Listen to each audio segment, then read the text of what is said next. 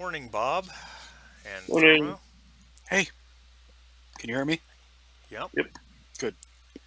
Yeah. Knock on wood. This new communication systems they have, that we've been using. Well, let's just say maybe it looks like Roll20 actually listened to what everybody was complaining about. Well, it seems relatively stable so far. Yeah. Well, it couldn't have been but so hard to do. I mean, look, programs like Vent. I mean, we used shit back in the late '90s. I was playing Met Commander online with guys from all over the world, and we had voice software back then. Yeah. So, and that's when guys were still dialing up to the internet with modems. So it can't be that hard. But anyway, neither here nor there. Um, well, welcome back, guys. It's unfortunately it's been a month since we played. Oh, Yeah. And when I was working out this morning, I made a point of listening to the last half hour of last session so I could remember where we all were. Um, and where we left off, Fenna was on her way down to the spaceport. We never got around to Fenna's part of the shift, so we'll certainly do that. Percival is he's at the LAPD tower, and he was doing a lot of computer research, predominantly on the William Blake stuff that you found, and Backer and Novak were out in the field. They ended with being at the cab company. Um, so some things that some reminders. I mean, obviously, you guys had been to the scene of the crime, which was way up in the snake pit in Sector One, and you've also been to her apartment, to Leah's apartment in Sector Five. Um, you where they found the picture, right? Where you guys found the picture as well as the book of poetry, and the jar of synthetic butterflies. The picture had a name stamped on the back, Doc Savage, which Novak knew runs a pawn shop in Sector 5. Um, what else had you done? You guys had gone to Novak and Bacher had also gone to Bullet Bob's Emporium and found that Leah had purchased um, a blaster and 44 Magnum ammunition. Yep. Um, you Percival and Fenna, not necessarily maybe this shift, but the last one anyway, had gone to Tyrell Corporation, spoken to their public relations manager, and she sent you guys over to the And Lilith Memory by the Labs. way, she was a Nexus 9. Correct. Quell, is that her name? Quell. Quell? That's right. And Okay. she had sent you to the also to the Lilith Memory Lab where you met Lilith Tyrell and her daughter, Sarah. right? And she showed you the memory implant that she had made for Leah, which you guys found to be rather traumatic. Yeah. Which she defended, saying that traumatic memories help retain better control. And if I remember, the the daughter, I, I thought I didn't get the impression that the. Let me say it this way: I didn't get the impression that the daughter in the memory we had seen before.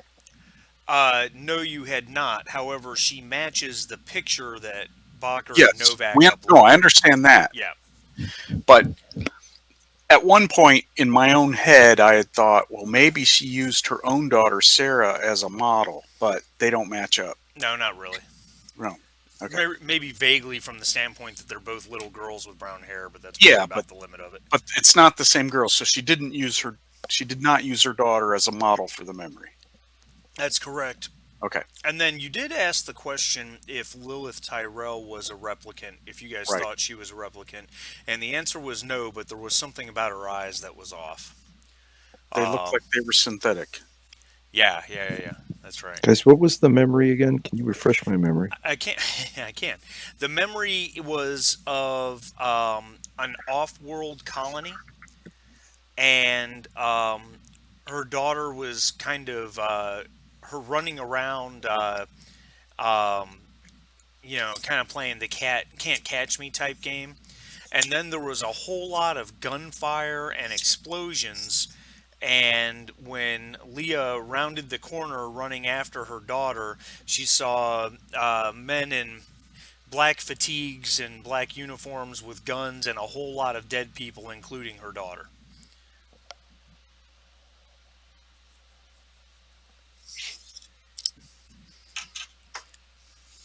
That's the short version. Yeah,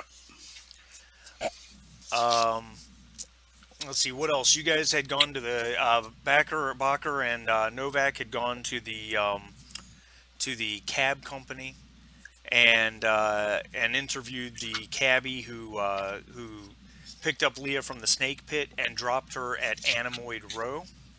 right. Um,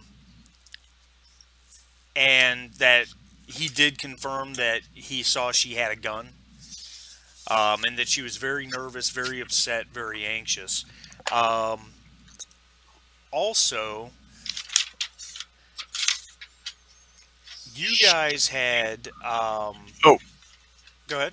oh, keep going. Okay. Lilith Tyrell also confirmed that when she did the recalibration on Leah, because she failed baseline tests and got recalibrated, that in scanning Leah's recent memories, she had come across um, an albino looking guy that you guys confirmed as Styles. And this was an important point because Styles told you guys when you interviewed him outside the snake pit that he had never seen or met Leah before, that he remembered seeing her in the crowd at the snake pit when the incident happened, but he didn't know who she was.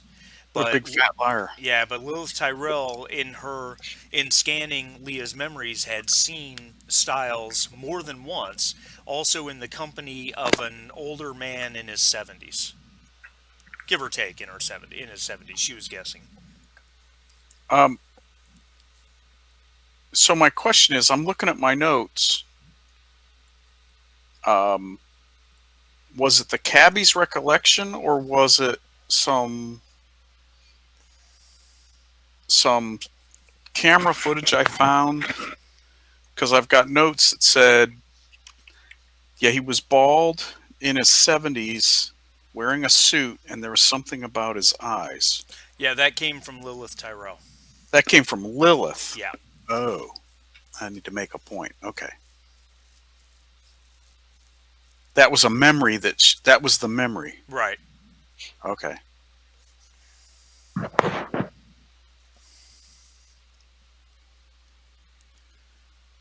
All right.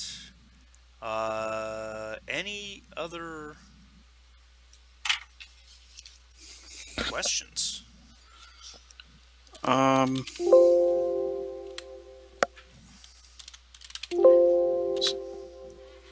who's dinging? That's me. Sorry. Oh, so we still we don't know who did that Stellene scan, although we have Doc Savage's name on the back of the picture. Correct. Um, the information I gleaned from the computer said that the other calibrated replicant was a Daniel Labor model, and it was retired and out of service. A ton of bricks fell on it in Yep. a factory accident. Um, that's all else I have in my notes. And yes, I'm in headquarters. I've been going through the computer files, and we've been conversing over the radio. That's how I dug up some of the stuff. Right. Okay.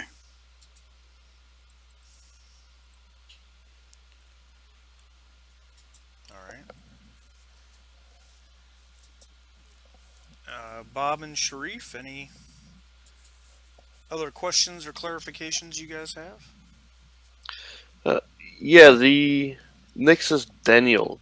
Did we get proof or confirmation that he is actually dead, or just somebody's word for it? No, you have confirmation. Okay, cool. Thank you. Absolutely.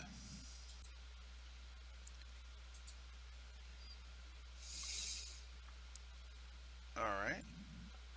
Anything else, gentlemen? Um, the poetry has still been a conundrum.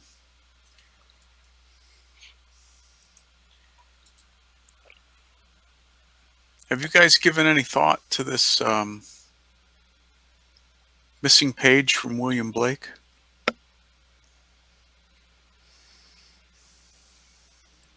I have no insights. Yeah, no idea. All right. All right.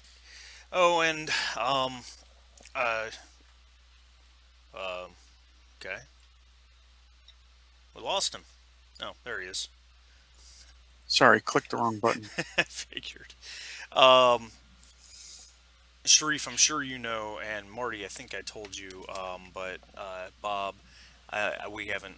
I don't think I've told you. Jim is not joining us any longer, Okay. unfortunately.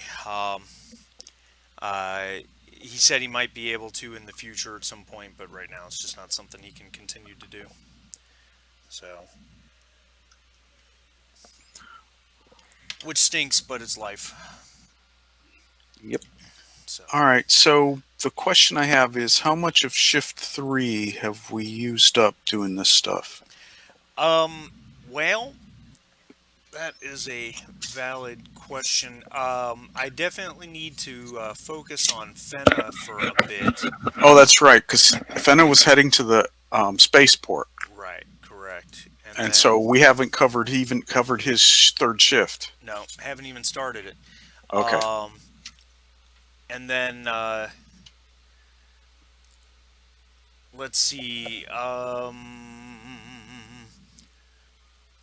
trying to think because yeah, we're on the evening shift. We're on shift three. Correct. Bacher and Novak went to Metro Cab.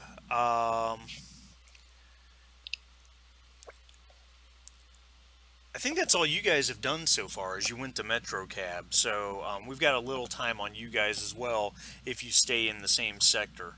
But we'll come back to you. So we'll get started with Fenna. Fenna, after you dropped off Percival at LAPD Tower, you flew, west southwest towards Sector 12. If anyone were to ask what is in, yeah, I hear you. If anyone were to ask what is in Sector 12, the answer would be LAX. And that's about it. Sector 12 and every is one. It's just one constant run of cityscape. The rest of LA bleeds right up to the edge of Sector 12, and Sector 12 is basically surrounded by a giant wall with gates that allow entry. Of course, in a spinner, you're probably flying in, but immediately around the wall is just mile after mile of mountains of trash and junk and garbage, defunct vehicles, parts of spaceships, just general trash. And as you fly over in the toxic rain, a glance downward, you see forms scurrying below, scavengers that climb through the mountain of trash trying to find something of value to eke out an existence. Um, People that have these little hovels in tent cities that are generally considered insane by most people in LA. When you pass the trash piles, you go across what is called the warehouse district, which is where all the freight incoming and outgoing gets stored. From the spaceport, there's a constant downpour of ships coming out of orbit to land at LAX, which is one of the largest spaceports in the world, bringing supplies, minerals, food, what have you, from off-world colonies where they've been harvested. And as you pass the warehouses, you see the endless lines of trucks and flatbeds moving that cargo to and from warehouses. The spaceport itself is a giant, sprawling complex, 4 or 5 miles across easily. Um, all manner of all manner of vessels, from the private, space-going shuttles of the super rich to the moon buses that just run people from planet to orbit, where they would pick up another ship somewhere else, to cargo vessels, to everything, to every type of vessel that can go in and out of space. Is constantly in motion, going up and down here. Of course, there is a gigantic main terminal, which is almost a mile wide at its widest point, and the parking area for such a place is actually underground. As you approach, and I'm sure Fenna's been here before, so as you approach, you eventually reach a point where you land on an access road and follow a line of cars down into the underground parking garage. So, what does Fenna want to do? She'll get out of her spinner and report to spaceport security. All right. Yeah, I think that should be pretty easy to do with your status as a Blade Runner. Um, finding spaceport security should be no problem whatsoever. I'd say the main security office is on the second level, and as you enter this office, it's a bustling bullpen of different types of officers. There's certainly there's basic security guys, but the as important as LAX is, the LAPD surely has its own cops on hand as well, and there might even be a handful of military here, I would think. Um, but the bullpen's got people running this way and that, you know, and the phones are ringing off the hook. It's a very, very busy place. On the far side of it, you would see a glass walled office or a cubicle that would be labeled as Captain Avery, LAX Security.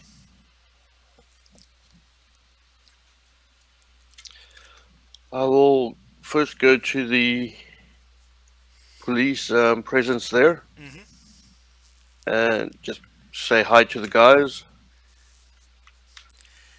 I And think I think you would get a mixed set of responses. There's a few that are probably congenial enough, but there might be one or two there that recognize you as a Nexus 9 and roll their eyes or sneer to some extent. and kind of ignore the sneers and just make pretty or make nice with the people there, and then I will go see if I can get access to Captain Avery. Okay.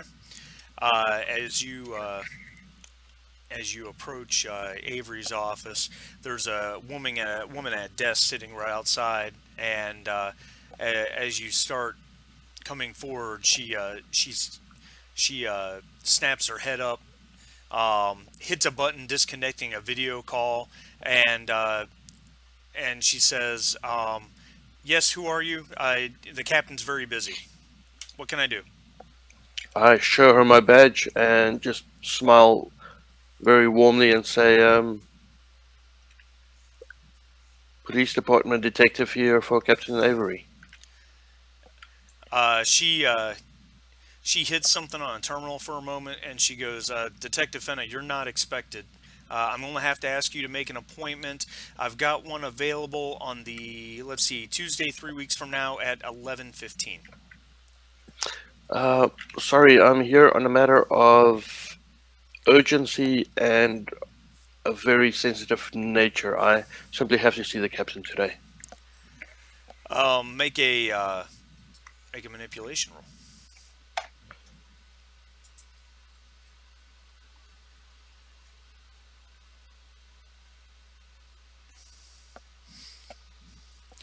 Wow, Jesus. Wow.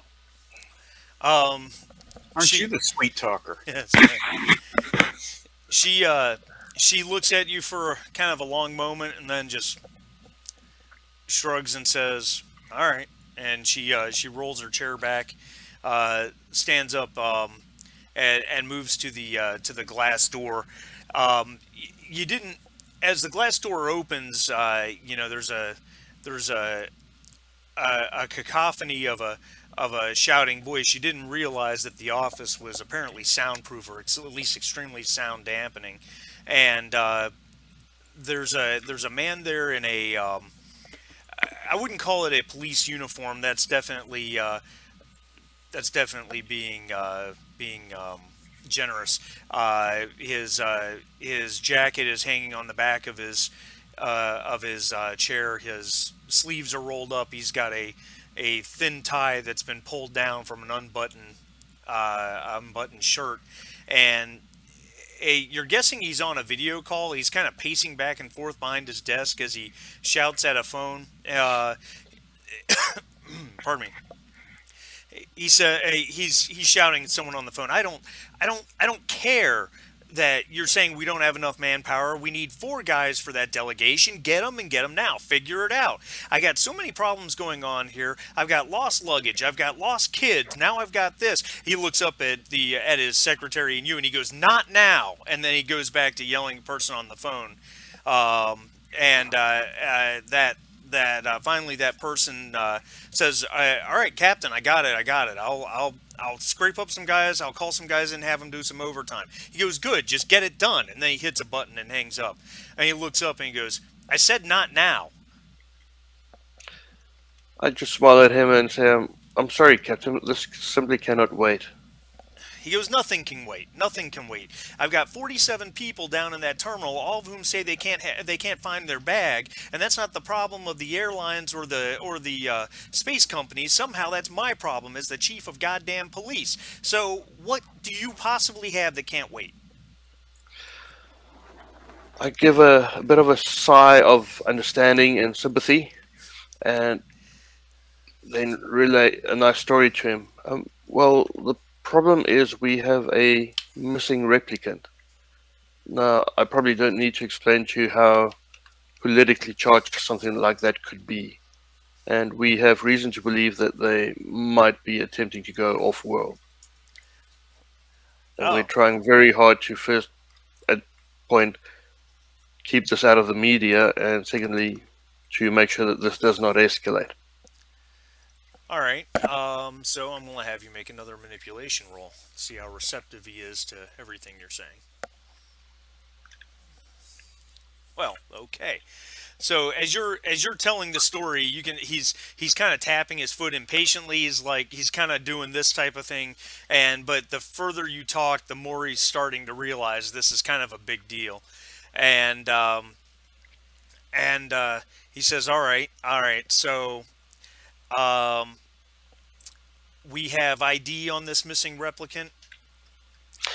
Yes, we have detailed information about her. All right. So Susie here will run your detailed information through the system and see if we have any hits so far. Meanwhile, we'll get all of that out to all personnel onto the or in the spaceport, and make certain that if anyone sees her in any way or someone they think that is her, they're to be detained. And we'll. Are you going to stick around for this whole process, or is this something I need to contact you if we find her? Um, if you could contact me, that would be ideal. Unfortunately, as you can relate, we're also a bit short-staffed, and I need to run around doing a few things. Yeah, short staffed. I get that. Yeah, that's fine. Make sure I've got your card, and I can reach out to you on the vid phone if we get anything. I don't know that. If she's wanted and you have detailed information on her identity and everything, I don't know that she tried to get away through LAX. Um, it's so well monitored here, but we'll definitely do everything we can to help you with this investigation, detective. I appreciate that. That's all we can ask. And just if there's anything I can do for you in the future, here's my card. All right. He takes that and he pops it in his shirt pocket and says, "All right, detective, we'll see what we come up with." And he looks at Susie and his assistant or his secretary, and he says, "Can you run all that for the detective, please? Make sure this lady hasn't come through here already." Susie's like, she probably smacks a piece of gum and says, "Yes, sir." I have an out of game question. Okay. Um, the technology of this game, would it include facial recognition software, You know or that. or not? Because there was no such thing when the first Blade Runner movie came out. Yeah, I would think the answer to that would be yes. Well, because um, yeah, I would say so. Because I that's part of what the Esper wall Okay, at LAPD is designed to do. Because you've got the cameras all over the city, right. and you use the Esper wall combined with the LAPD mainframe to try to make those matches. It's time consuming because there's so much data, but yeah, absolutely. I was just wondering. By the way, I don't know how much international travel you guys have done, but there's always a tremendous long walk from the gate to immigration, and you pass at least 3 or 4 cameras that you can see, and I'm sure there's another 3 or 4 you can't see. They're all using facial recognition software. Okay. All right. So Susie looks at you, Fenna, and says, I'll get to work on this right away. It's you're looking at you're looking at a couple hours. Do you want to wait around, or do you want me to reach out to you?" Um, if you could reach out to me, it would be terrific. And I give her again my card as well. If you could put any triggers in your system, if you see these two people, I would appreciate it. Same with the background search. And I will give her a kind of a very appreciated, you're my only hope Kenobi smile. And I will give her details on Leah and on Rada Udaya. So, Wait a minute. On who? yeah, sneaking in some personal work. Ah, Um, okay. Key relationship, Rada Udaya. That Yeah, is yeah, yeah, also, yeah. I yeah, gotcha, gotcha, gotcha. she's also missing. So I'm just sneaking that into the job. I like it. I like it. Nice. Thanks. Yeah, caught me by surprise on that one. Very good. No Very one good. will ever notice. All right, so she gets to work and starts punching in on her terminal, and she's scanning in pictures you gave her and that type of thing. And then on my Kia, I will just report back to the group and send them a ping as to where to meet up. All right. Very good. Very good. Um, all right. And so we're going to jump over to Olson, Bacher, and Novak. Uh, you guys, so you guys are outside the cab company. You've got a little time in this third shift. What would you guys like to do? If you have an investigation you want to do somewhere in Sector 5, I would allow you to do that. You've got enough time. I'm not sure what to do next. Well, let's see here. You've already been to, you already were at Leah's apartment. I think that was last shift. You went to Bullet Bob's. I think that was last shift. You just did the cab company. Um, you Yeah. have. Oh, you haven't. Go ahead. You No, no, you finished. go ahead. Go ahead. Well, I was. You haven't backtracked because obviously Styles lied. You now know that Styles lied. That he had seen Leah before. That's right. Okay. So So he's we seen it, still but So that was a new revelation. yeah, we still have Doc Badger, so you guys can go to the pawn Yes, shop in you've Sector got 5 Doc if you want. Badger to check out for the back of the because his name was on the back of the picture. Badger, Badger, Badger. Savage, Badger Savage. What was this? Oh, Badger. Doc Badger. Badger. That's Doc what I had. Savage Written. is someone completely different. I Sorry. know. I don't know why you said Savage. I have Badger written down. Because Doc Savage was, an old pulp Yeah. hero, Exactly. just on the brain. That's funny. All right, so those are a few things you can do, but I don't know how far these guys are from where you are. Oh, not far. Because you guys are at, where's the cab company?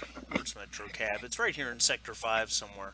And if I remember correctly, Doc Badger's pawn shop. Well, I know it's in Sector 5, but I believe that's on Hawker's Row or Hawker's Circle, which isn't far away from you guys. I'm just trying to figure out where the Metro Cab is. This map is so beautiful, but it is so. well, there's Hawker's so much Hawker's on it. Circle is 2 dots north of LAPD headquarters, Yep, yep, and right there. And I'm trying to find Z Cab Company. Where is Z Cab Company?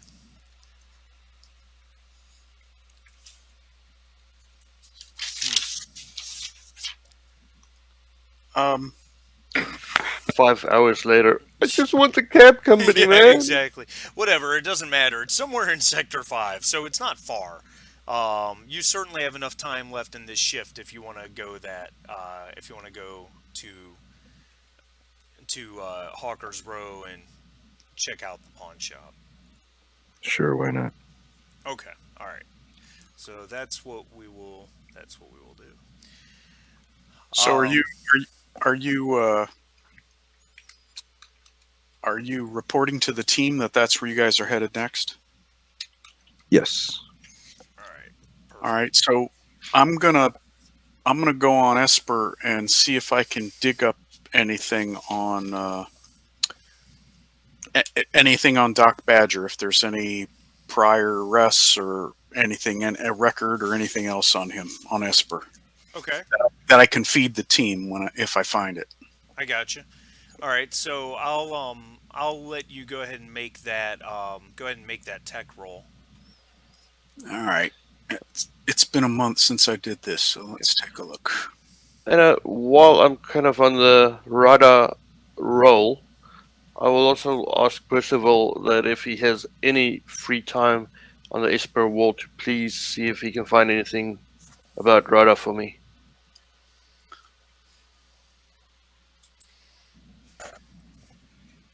Oh wow. See how easy it is when you have the right guys doing the right things? Yep. Um, Uh, Doc Badger is well known. Um, he's been in business for close to uh, close to a decade. He inherited the place from his father, presumably at least.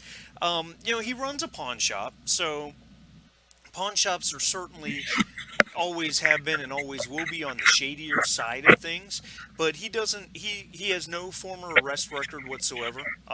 So no run-ins with the law. No, not at all. In fact, on the down low, he is generally considered a police asset, Okay. as long as it's not bad for business or could put him in danger in any way. Okay. So, um, so when you guys arrive at Hawker's Circle, or Hawker's Row, whatever it's called, Hawker's Circle, you sit down not too far from the pawn shop, and it's a relatively clean and basic looking place. Um, as you guys enter an old-fashioned revolving door,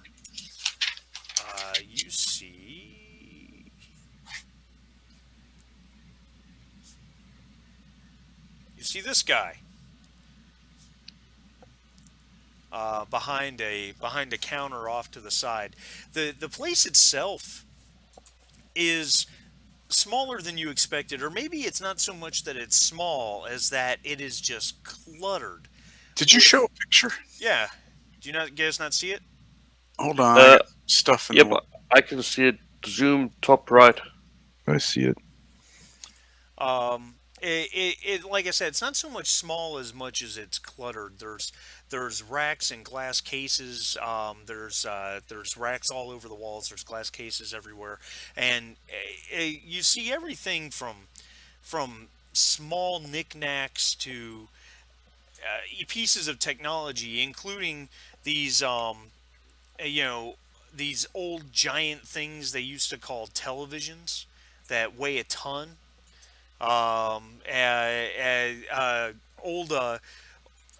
Old things that people used to plug into those televisions for entertainment called video game systems. But there's more What than is this? that. The It's 2020s? Yeah, Jeez. that's right. There's there's a collection of shot glasses that that's on one wall. It's got to be 300 of the damn things. From every state in the country as well as all sorts of other places. It's just as you look around, you probably get the sense of this is a lot of junk, but I guess one man's trash is another man's treasure. Um, Doc Badger's there behind the counter. He sees you guys walk in, and Badger's been around for a while, and Bacher and especially Novak has really been around. So Novak, well, we know Novak knows him actually. So, but as you guys enter, he kind of does the nod up thing. Uh, Detectives. Well, since Novak knows him, I would let him do the talking. But since Novak isn't here to play him, Yeah, maybe somebody else would care to do that. I mean, it can be me, it could but be if you. somebody else who's not in the encounter wants to be involved in the encounter, I'm happy to not do it. No? Okay, well, I'll just do it. That's fine. Well, I will do this. I'll give you guys all, if I didn't already, and I don't think I did, I'll give you guys all access to Novak. Um,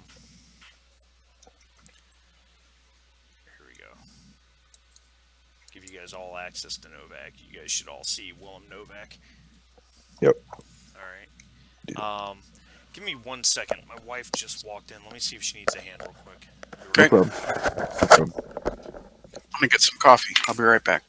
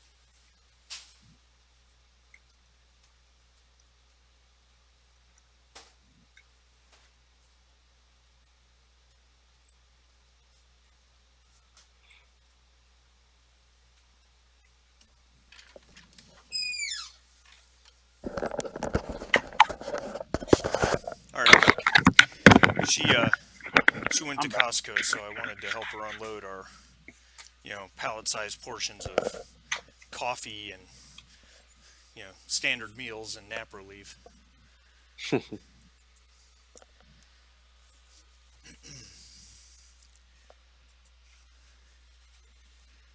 Okay, so I guess Novak will smile warmly and give him a wave and say, "Hey, Doc, how are you?" He he smiles back a little toothily, and Doc Badger's got an accent that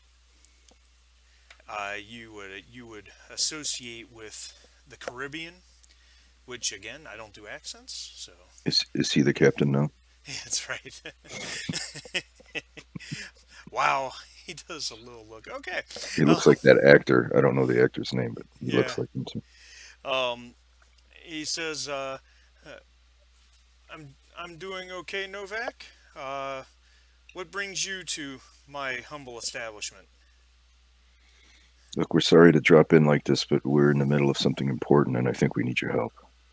He says, "All right. What is it I can do for you?" I've heard that you might know this person, and we need to find her. And he will show him the picture of Leah. Mm. He takes he looks at the picture and he says, "Hmm. Novak will say, "Look, before you answer, just need you to know we're not looking to get you in trouble here. We just need to find her, and if you know something, um, it would be helpful." Well, I'm always happy to help when I can when it's not bad for business. It's not always good to Excuse me. reveal. No problem. It's not always good to reveal personal details of my clients, unless there's something that you can provide me to make it a little bit easier for me to understand, and accept what you need from me."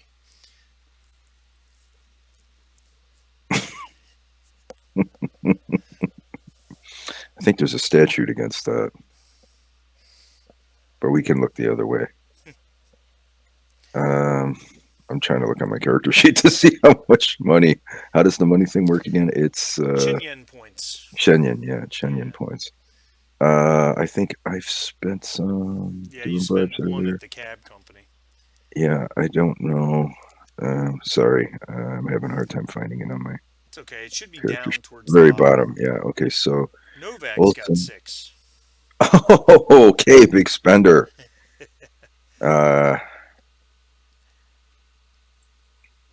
I'll tell you what, Novak or Doc Badger.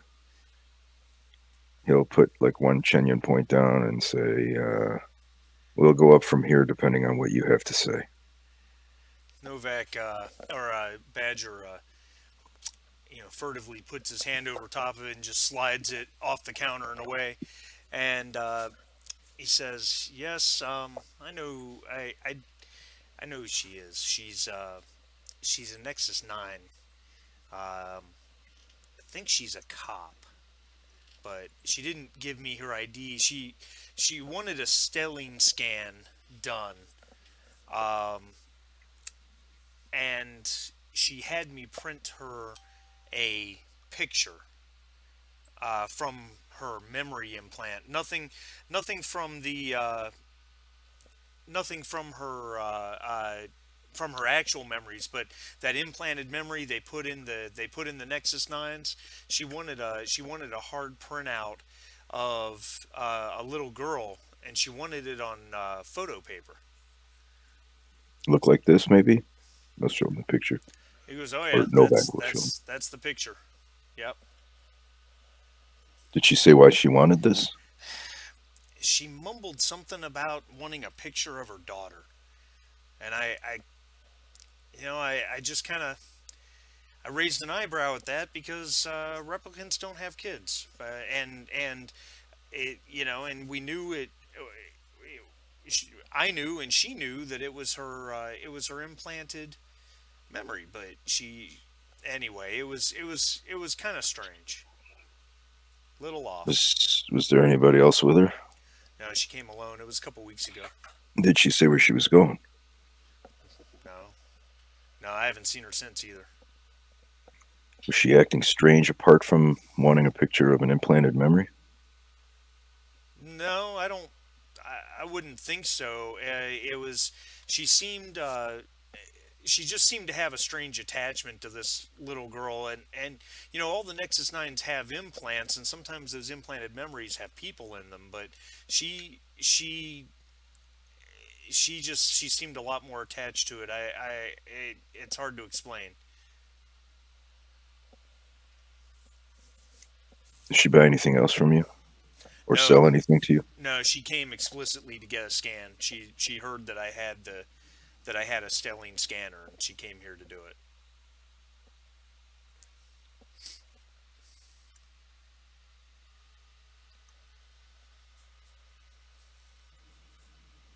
Well, Badger, you're not blowing up my skirt here, buddy.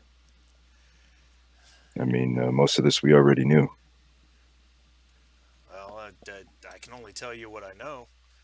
Um, Sorry you don't find it that helpful, but I'll tell you what, give you a discount on anything in the store. Help make it up to you.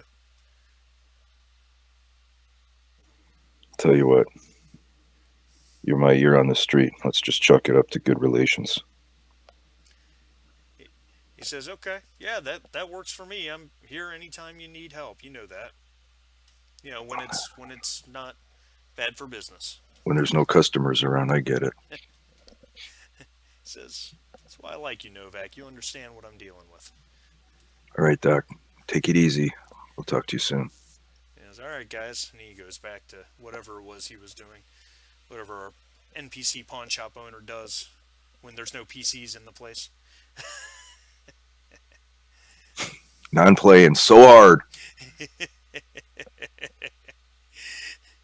um, It looks like somebody. Did you remove a Chenyan point already? Because it I says did. 5. Yeah, Okay, good. I dropped it. I had the character sheet open, so I just dropped it. Perfect.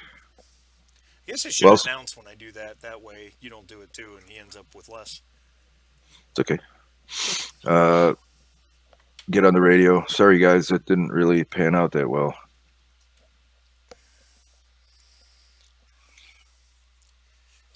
Well, I guess at least they gave you confirmation of what happened.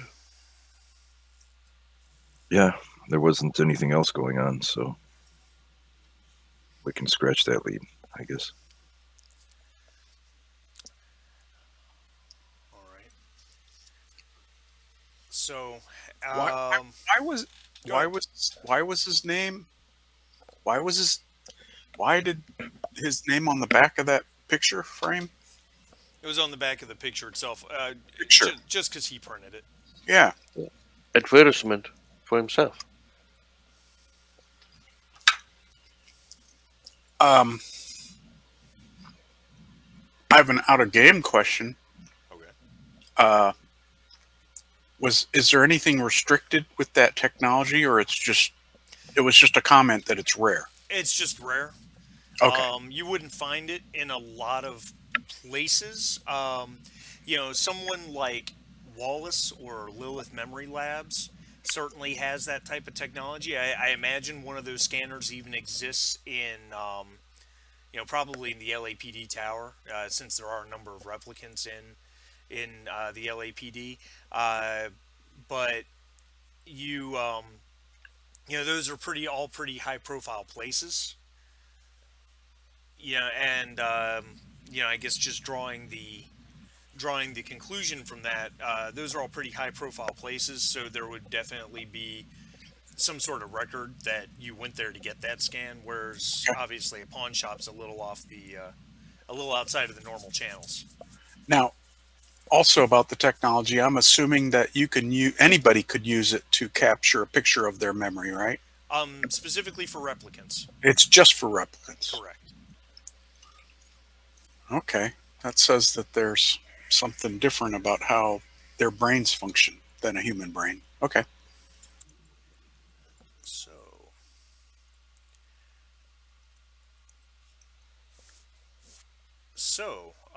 that would end the evening shift, and that puts us into the night shift.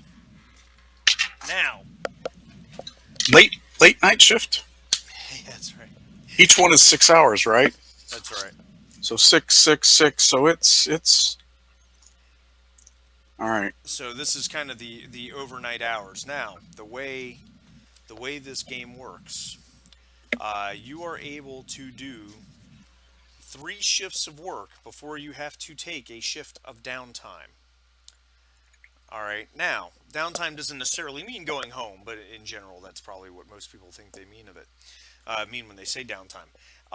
However, there's one exception. There's one exception, and that exception is Novak. Novak has a talent called Married to the Job, which lets him go a 4th shift before he has to take downtime.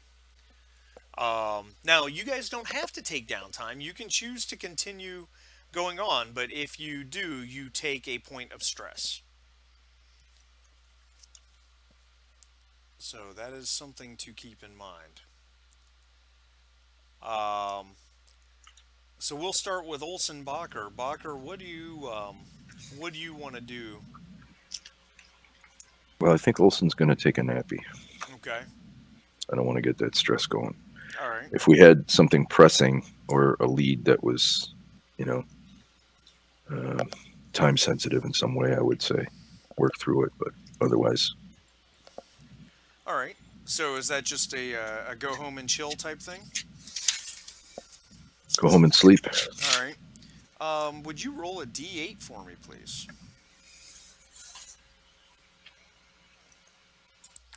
Let me switch to that screen. Working on it. No problem.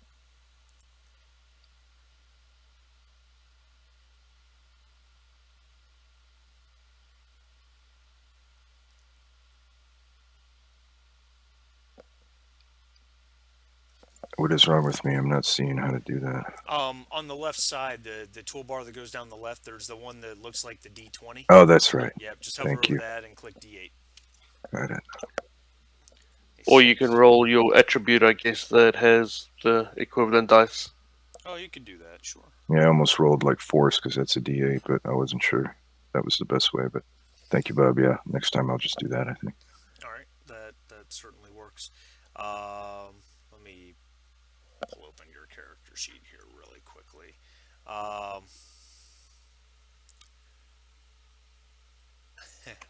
So you go back to your place and you plop down. Do you plop down on the couch or the bed? She'll plop down on the bed. All right. Trying to catch some sleep, and it's after the first day of an investigation, you've got a million thoughts running through your head, and you're you're probably having a hard time getting to sleep because this case is flummoxing you a little bit. Damn it, this always happens. Yeah, and at some point you were probably dozing. You didn't realize you were dozing. You were in that kind of half asleep, half awake phase, probably. And your door buzzer rings through the apartment. You look at the time, and it's like 12:30. So someone's at your door. Olson will grab her sidearm. All right. She will cross to the intercom, make sure she's not standing in front of the door. Who is it? A voice comes across. It's a guy's voice, and you recognize it obviously. Olson, it's Hayden. Let me in. Refresh my memory. Key relationship on your character sheet. Oh, shit.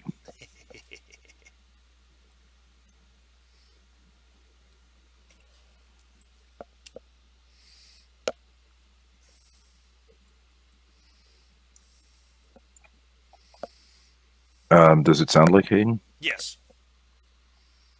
All right, she'll let him in. All right. Um, so as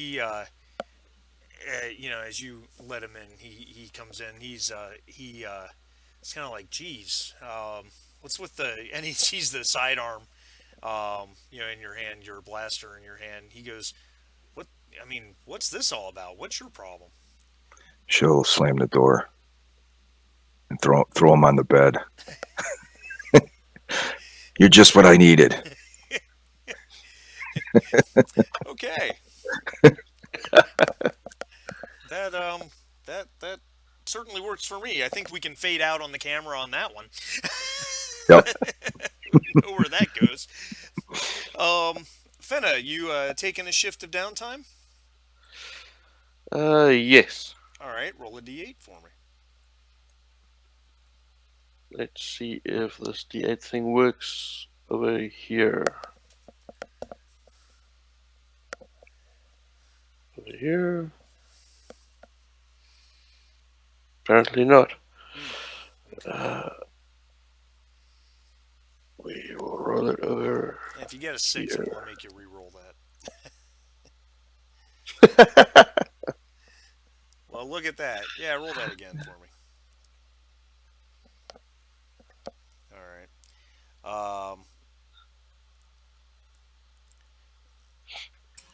All right. So what are you up to in your Let's downtime? see. Yeah, let's see with how much we can get away with. Okay. Um, she would like to go for a drink and relax at a bar called the Snake Pit. All right. And she might or might not just be keeping an eye out for anything that smells like the Nexus Underground. All right. Just saying. All right. Fair enough. Um, And she's going in with the idea of being heavily undercover, so playing as much human as human can be. I got you. So what I'll have you do for that is roll make just a manipulation roll. We'll call it just you're basically manipulating the crowd to try to come off as human.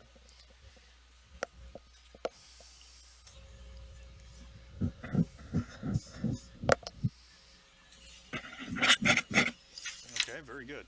Um, the snake pit. Even getting into the late hours of the night, this place is busy. It stays open 24 hours a day. Um, you see Taffy Lewis. He's circulating around the crowd.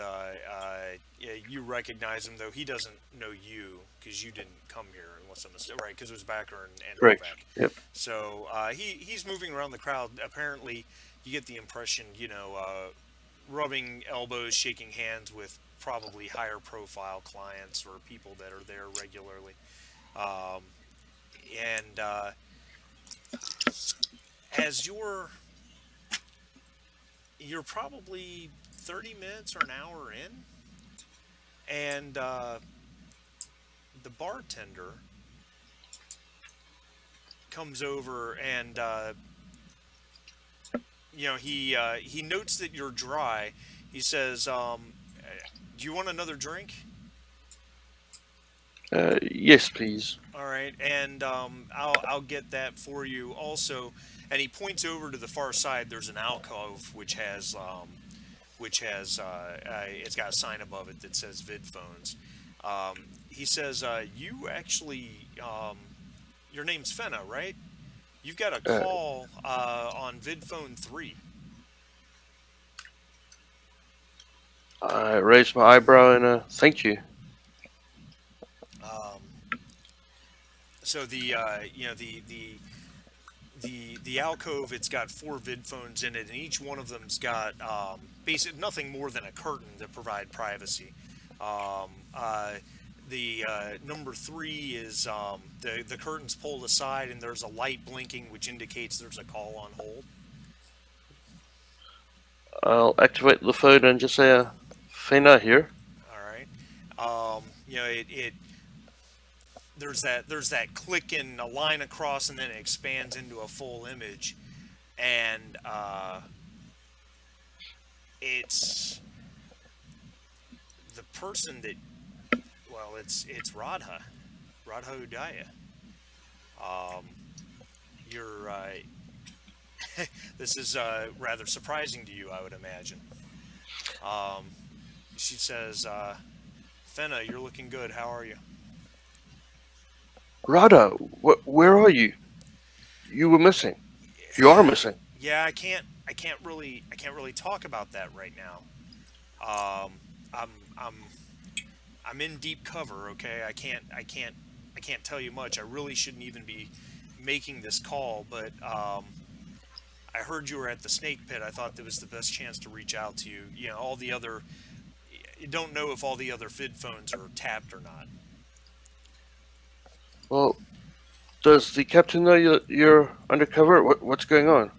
Captain doesn't know much of anything. I look. I can't tell you a whole lot. Okay, right now, but Well, you got to tell me something. well, here's what I'm going to tell you. You need to be careful. You need to be careful on this case. Okay, this is very important. There's there's a lot more going on here than you probably realize, um, and I can't tell you much except that this could be very very dangerous. Um, the the replicant underground, the Nexus 8 underground is it's alive and well, and they will do what they have to do to protect knowledge of their whereabouts from getting out into the public. Okay, do you follow me there? Do you understand what I'm saying? Yeah, I wasn't born yesterday. Okay, yeah, yeah, I know. I'm sorry. I'm just, you know, just trying to protect you. Um, So when can we meet up? I don't know yet. It's going to be a little bit of time. I need all this to cool down.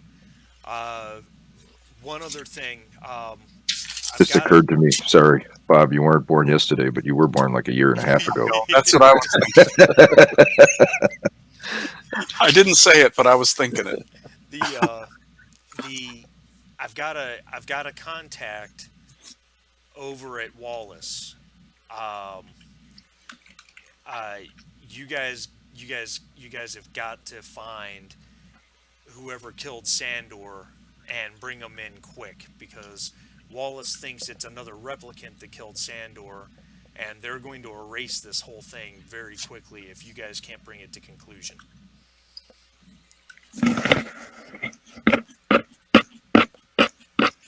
Well, if they don't have the replicant, how exactly are they going to erase it?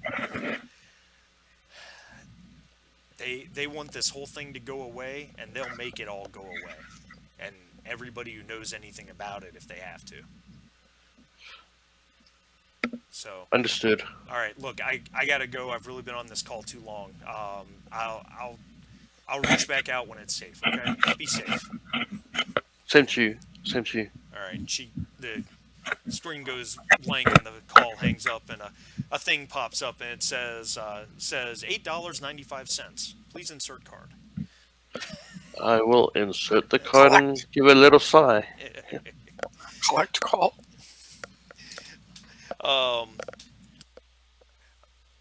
right, Fenna. What else would Fenna like to do at this point? I think she'll just stick with it. Kind of have a drink. Unwind as much as keep an eye open for any signs of Nexus 8. But she won't engage because it's actually downtime. And then she'll just head on home and sleep it off. All right. Assuming replicants can get drunk. Yeah. Yeah. I would assume they can. All right, Percival. Does Percival want to do a downtime, or does he want to do something else? Well, to be honest, I don't know what else Percival can do. Um, Hold on a second. Why is my phone buzzing?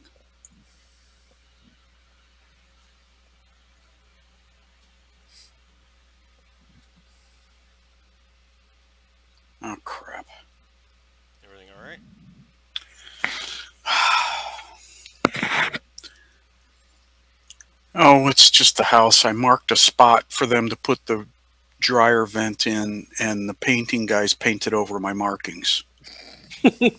Sorry, but yeah. And I don't remember.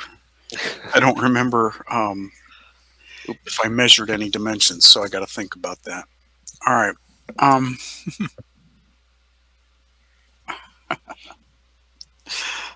crap. Um, I think that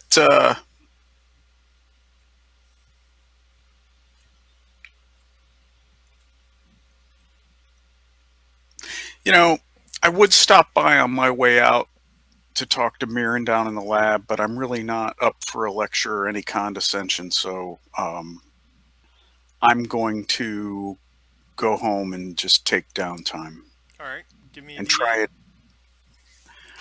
Okay. and we'll ignore a 4 or 6. We'll have you re-roll those.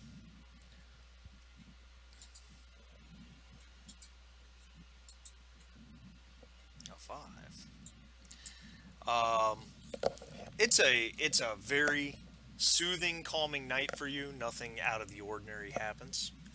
Um, do you have any stress now? I don't believe I do. Where would I? It's on, obviously, it's on the character sheet. If you look, Down at the bottom?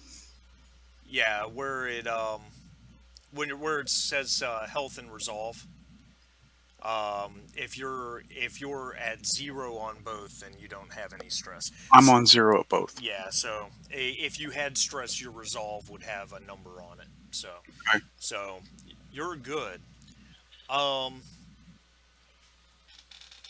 you're good. Uh, Olson, as you part ways with Novak, to go into to do the night shift, um,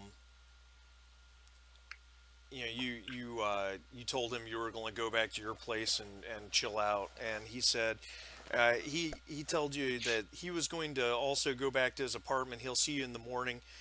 He was going to swing by Animoid Row because he had a curiosity that he wanted to satisfy, um, and I will leave that there.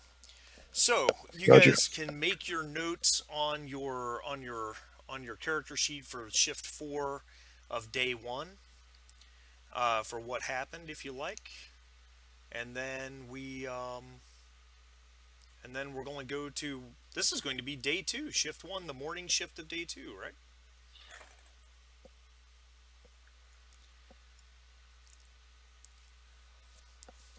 Yep, yep.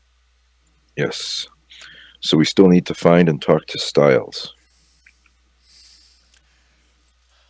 Um, yeah. So let's talk about that. So the morning shift comes. Did you guys? I mean, I think it's safe to assume that you guys all have plans to meet up first thing before you go your separate ways. Um, in fact, one at a time, you all get a message from Deputy Holden as you guys are all getting up and getting moving, and it's very short, and it simply says, "Need you all back in my office now."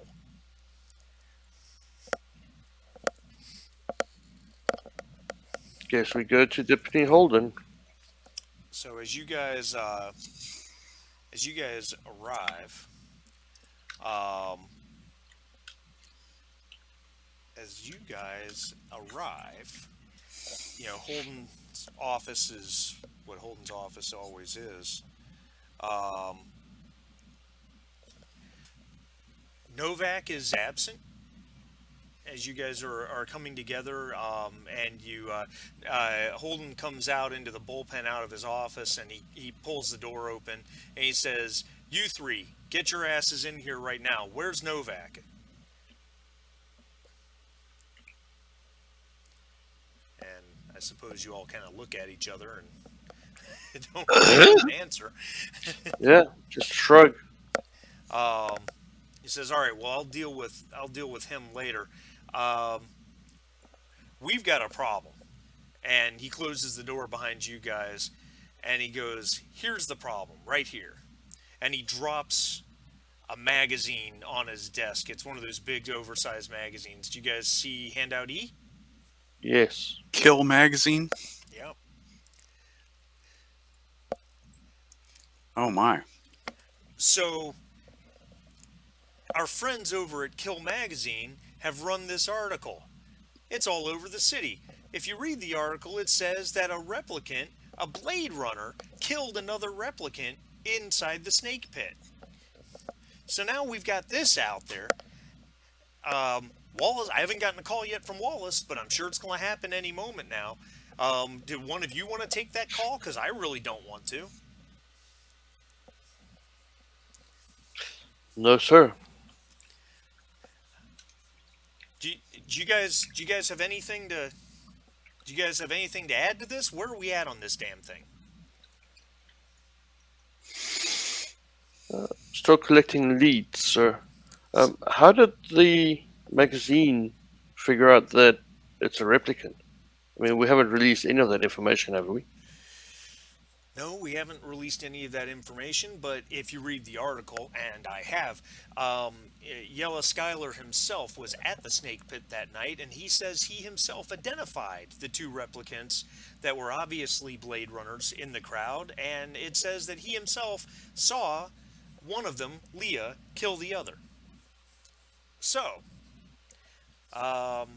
yeah, this is a bit of a problem, and now I'm going to have to take a call from Wallace any minute. He looks at his watch, and I'm going to have to find a way to explain to them that we have this completely under control, and that we don't know how Kill Magazine and Yella Schuyler got this information, or I should say, we know how we got it. I suppose we didn't do what we needed to do to try to suppress this information. Well, to be fair, sir, he's anti-replicant, so we wouldn't be able to have suppressed it in any case. I don't But give a yes, shit about fairness. You got it, Fenna? which, yes, sir. All right. You guys get on this. Find Novak. He hasn't answered me. I don't know where the hell he is. But you guys need to find Novak, and you guys need to figure this shit out, and figure it out quick. Find Leah.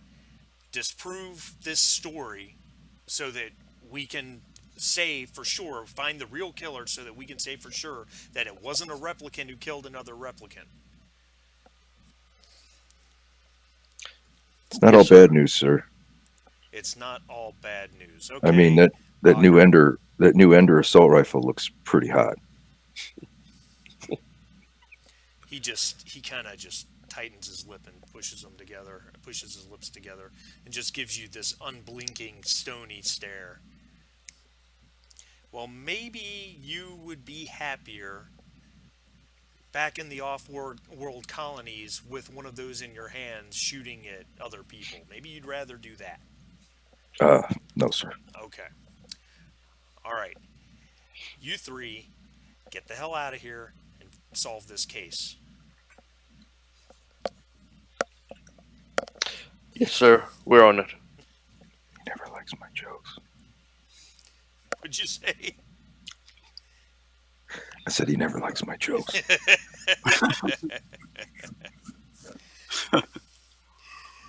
All right. So, morning shift day 2. What would you guys like to do? Well, First off, Fenna will update the rest on the call with Udaya, but be kind of vague who it was, just letting them know that she got a warning that Wallace will make this and everybody with it disappear if it isn't handled very quickly.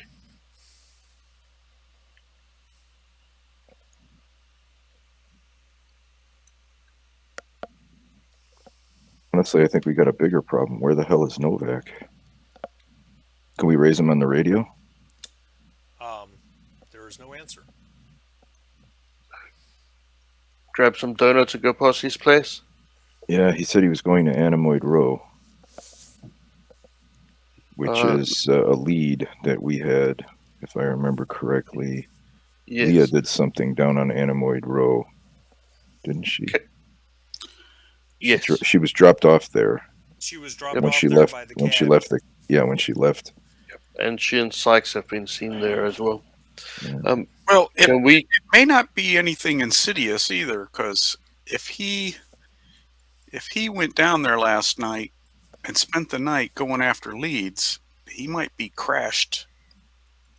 Might be Can crashed we? at his place right now. Yeah. So somebody, one of us, He could be, but somebody should. that dude is married to this job, man. He doesn't sleep. Well, somebody needs to go check out his place, see if he's there asleep. Um, and then somebody, I guess, has got to go track down what happened to him. Meanwhile,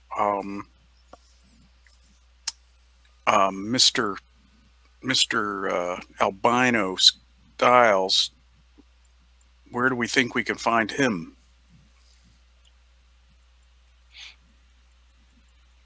Well, I think if we find him, the case is solved. Also, the last time that we saw any reference to him was Enamoid Row, so it's probably a idea to start there.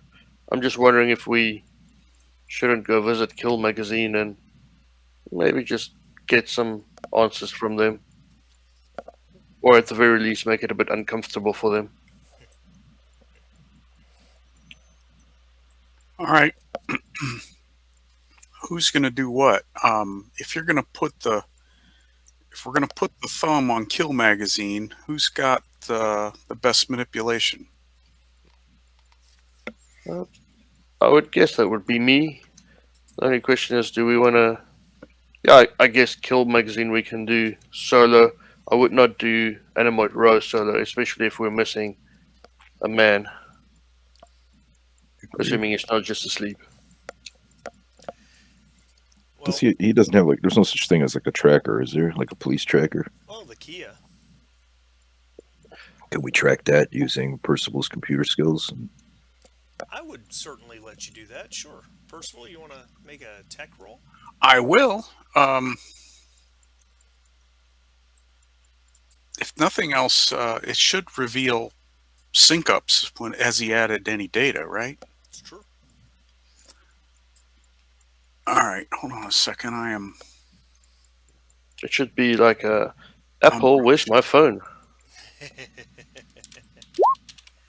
um, 1 second. I had to find something. Yeah, not a problem. The his Kia unit is actually pinging in his apartment, which is nearby, Sector 5. Let's go. We'll go grab some coffee and go visit his apartment. All right. All three of you? Everyone's going there? Might as well. All right. What else are we gonna do? So his Novak's apartment really, it's no different than any of yours. It's in one of these repurposed, ancient late 20th century buildings that has been partially refurbished and turned into apartments. And it's the small 500 square foot type job that you're all used to, but it's free. It's provided by the LAPD, so you can't really complain too much. Um, but when you get there, the door's locked, and I would assume you guys have probably tried to reach Novak on the way over, and he doesn't answer. Can we override the door lock with our credentials? You know what? That's a really valid question. Also, how do we hack doors? Yeah, a tech would hack doors. I would call it a tech roll with advantage, which should be pretty easy for Mr. Percival. Yeah. Tech roll. Yep. With We'll advantage. keep lookout. Yeah, we'll keep lookout to make sure that there's no busybody trying to figure out what we're doing and give Percival the time. Shit. Yeah, so Percival, you look at this. It's the standard police lock, and yeah, you're able to bypass it no problem, easy peasy. You're in seconds. Um, as the door swings open, the lights start to pop on, and Novak's apartment is. I mean, it is what it is. It's a wreck, and when I say it's a wreck, I don't mean from the standpoint of being tossed or anything like that. It just seems like this guy's kind of a messy liver, is the best way to put it. Living the bachelor dream. Um, uh, but his Kia unit is actually, the apartment's not much different than anybody else's. Right when you come through the breezeway, you head straight into the main living area. The kitchen or the bathroom is right off to the right, and his Kia unit's just sitting right on the bathroom counter. We inspect the apartment. Um, you don't really see much of, you don't really find much of anything of interest. I mean, he's got piles of dirty clothes everywhere. The guy's got 3 or 4 different trench coats that all look like they were bought at the same time and off the same rack. Uh, handful of dirty dishes in the sink. Well, I guess if he's not there and his Kia unit is there, then we turn into forensic mode and do it by the book. All right. Um, One second. I've got a text from work that I need to answer.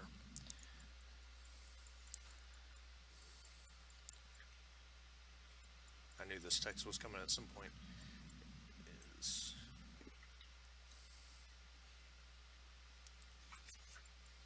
shoot. I'm sorry.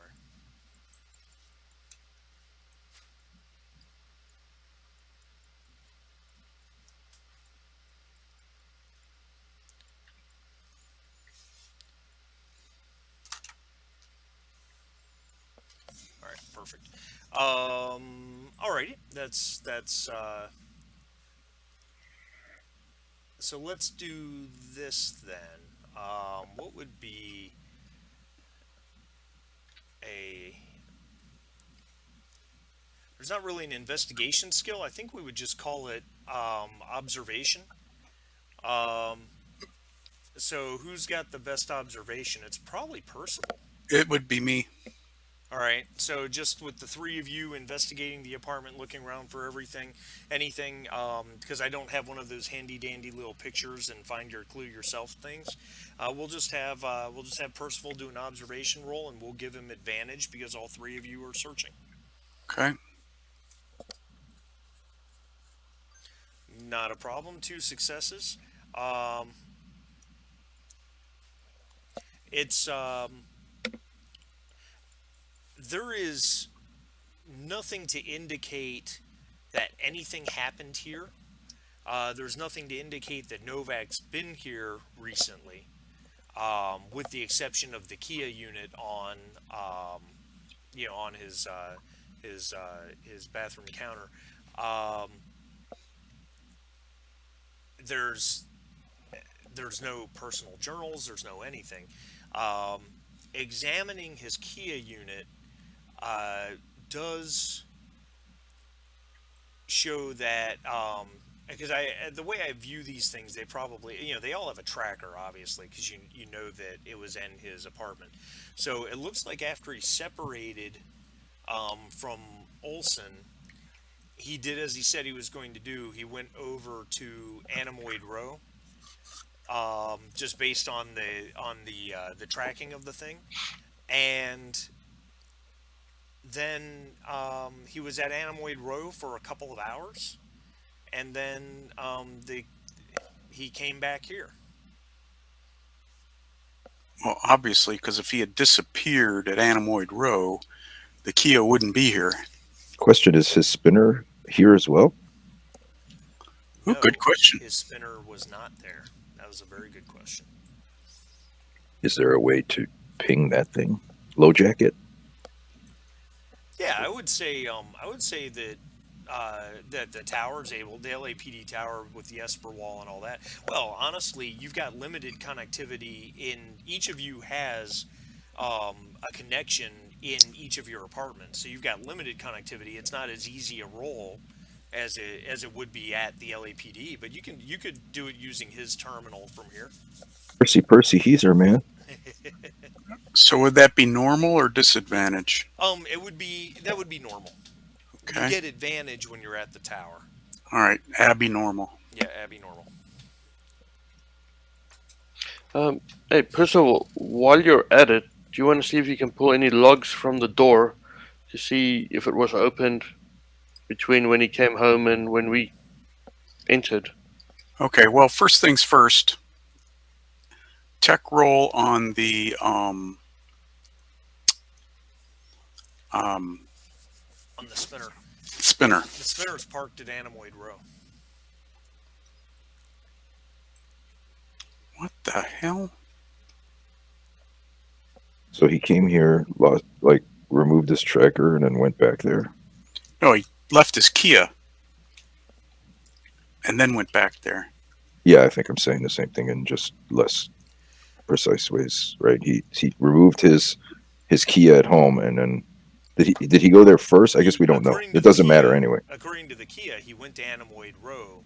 He was there for a couple hours. Then and he came back here. Yeah, so it was as I said. He came back, removed his tracker, and then went back there again. Or someone brought the Kia back and dropped it in there. Excuse me. Yeah, maybe you're right. Maybe he didn't do any of this. Well, and speaking to that, because Fenna suggested that Percival look to see. Correct. Yeah, so you had a really high tech roll opening the door. You had five successes. So returning something when you bypass that, something about it. After Fenna said that, something about it kind of clicked. Looking back at it, the door has been also the door's been bypassed before you did it. So somebody at some point has bypassed this door.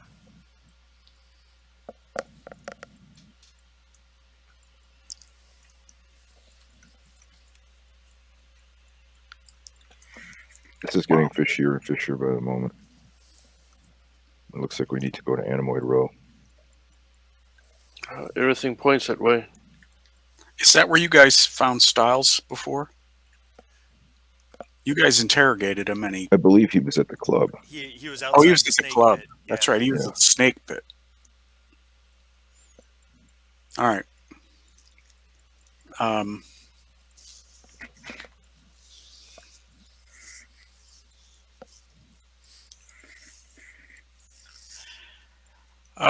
Fenna, what do you think? Do you think this could be related to the warning you got last night? I would expect that to be. Well, I don't know. We still have nothing to link Leah to the Nexus 8 underground. So who knows? Chances are 50-50. It could be Leah that got to him and took him out. It just doesn't make sense that they would bring his Kia back. Well, unless they came in, grabbed him in his flat, and took his spinner. So too many unknowns, but everything points to Anemoid Row. Well, yeah, everything points to a big bear trap, big hole with stakes and a grassy covering waiting for us to step in. All right. At least we know there's a Anemoid Row fake bear there. All right. Well, we've got a location. We got a ping on his spinner, so I guess that's the next place to go is to see where that thing is parked. You guys Makes game? sense to me. Yes. All right. All right. Yes, affirmative. All right. So And I guess just worth explicitly saying we're keeping our eyes open for now on for tails or anybody trying to track or follow us. sure. Yeah, absolutely. Because ambushes suck. Unless we're doing the ones ambushing. Absolutely. That is not a problem. So as you guys leave Novak's apartment, you lift off and head to Anemoid Row, which isn't that far, especially by air. On our map with tiny print, it's right here, not far from Hawker's Circle. Um, and I believe I have a map for Anemoid Row. Actually, hey, look at that. Do you guys see that, or is it all dark? I see For me, dark it's currently. just darkness. Yeah, Okay. sorry. Oh no, it's fine. Hello, It's fine. hello, darkness, my old friend. So let me do this. Let me try that. This map is a little. I wish they'd turn this map sideways because the way it's oriented, the character portraits at the bottom, portraits at the bottom overlap part of the map, and if I zoom out enough so it doesn't happen, the map gets really small. Yep. It looks like 20% is the magic number. Okay, all right, perfect. Let me get Fenna, Percival. So they've got dynamic lighting on this map is what's going on there. And I don't know that we really necessarily need dynamic lighting. Let me double check the map, make sure that if I feel like we're okay with that. Oh gosh, this thing is.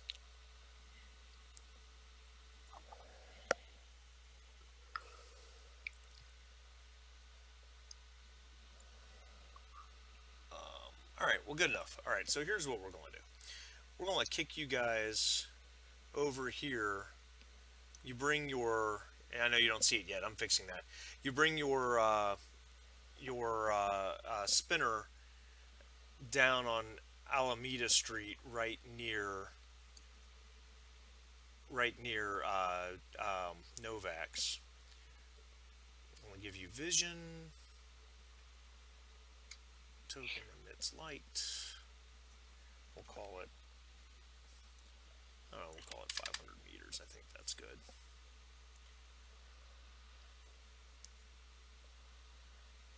Fenna, do you see anything? Yes. Lots of stuff with dynamic lighting. Alright, perfect. Olson should see, and so should Percival. You guys can see things? Affirmative. Alright, good. And I guess But yes, there appears to be some artifacts from the dynamic lighting, of course. Are you guys get that? These long drawn out shadows? Yes, that's what I meant with dynamic lighting.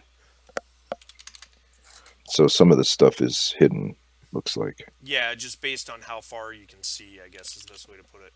Oh, is that what? Okay, so that's what we see from the street, so to speak. Correct. Okay. It makes some sense, but then it doesn't make sense. You know what? This is just annoying. Dynamic lighting is a really useful thing, I think, if you're exploring a dungeon. But in this particular instance, I feel like it's just a pain in the ass. So I'm just going to kill it. Hold on 1 second. Because you guys would be familiar with Anemoid Row. So you guys should see the whole map now. Yeah? Yes. Okay, correct. So you're over on the right side, over here on Alameda Street. And your interview with the cabbie that dropped off Leah actually said that he dropped her off at the southern end by the Fish Ladies, which is actually right here. It's literally called the Fish Lady place. Oh, it is the fish ladies. Yeah. So, Guys, they got a 7-star prawns here. Just saying, it's breakfast time. I could do with a burrito. A prawn burrito? You got it, baby. I could eat. I'm buying. On it. Let's go have a look at the prawn lady.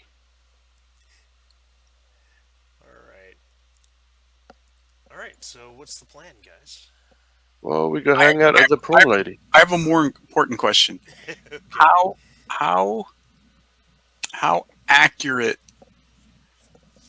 is the ping on the spinner? Is it like GPS, within 1 meter square accurate, or is it just anemoid row accurate? No, it gave you the general idea where it was. That's why I put you over on Alameda Street because that's where his spinner was parked. So you guys kind of came down right next to it as you got closer. So we saw his spinner, Right. and so let's check it out. Before we eat, let's check out the spinner. I hate it when you're right, Pizzle. Um, Working with Is- you robots is a giant pain in my stomach sometimes. does the spinner look intact? Yes. And does it look like it's locked? Yeah. No damage and it's locked. Do we see anything inside? If we look inside, do we see anything obvious inside on the seats or whatever? No. All right. I don't know. You guys have any other questions about the spinner? No, I think it's just basically go and find it and then run a forensic search on the spinner and see what we can find. Looking for signs of a struggle, blood, whatever. Yeah. It is perfectly clean. Pristine. Yeah. There's nothing to indicate that there's a problem at all, or there So was a problem. is it clean or wiped down clean? No, it's definitely not wiped down clean by Okay. any means. That was a great question. That was a great question. But no, the typical like dirt and industrial soot and the ever present moisture and beads of rain that are on it, that type of thing. Yeah, it's definitely not wiped down clean. It's just there's just nothing to indicate that there's anything suspicious about it at all. That was a great question, though. I agree. Been playing some other games too much.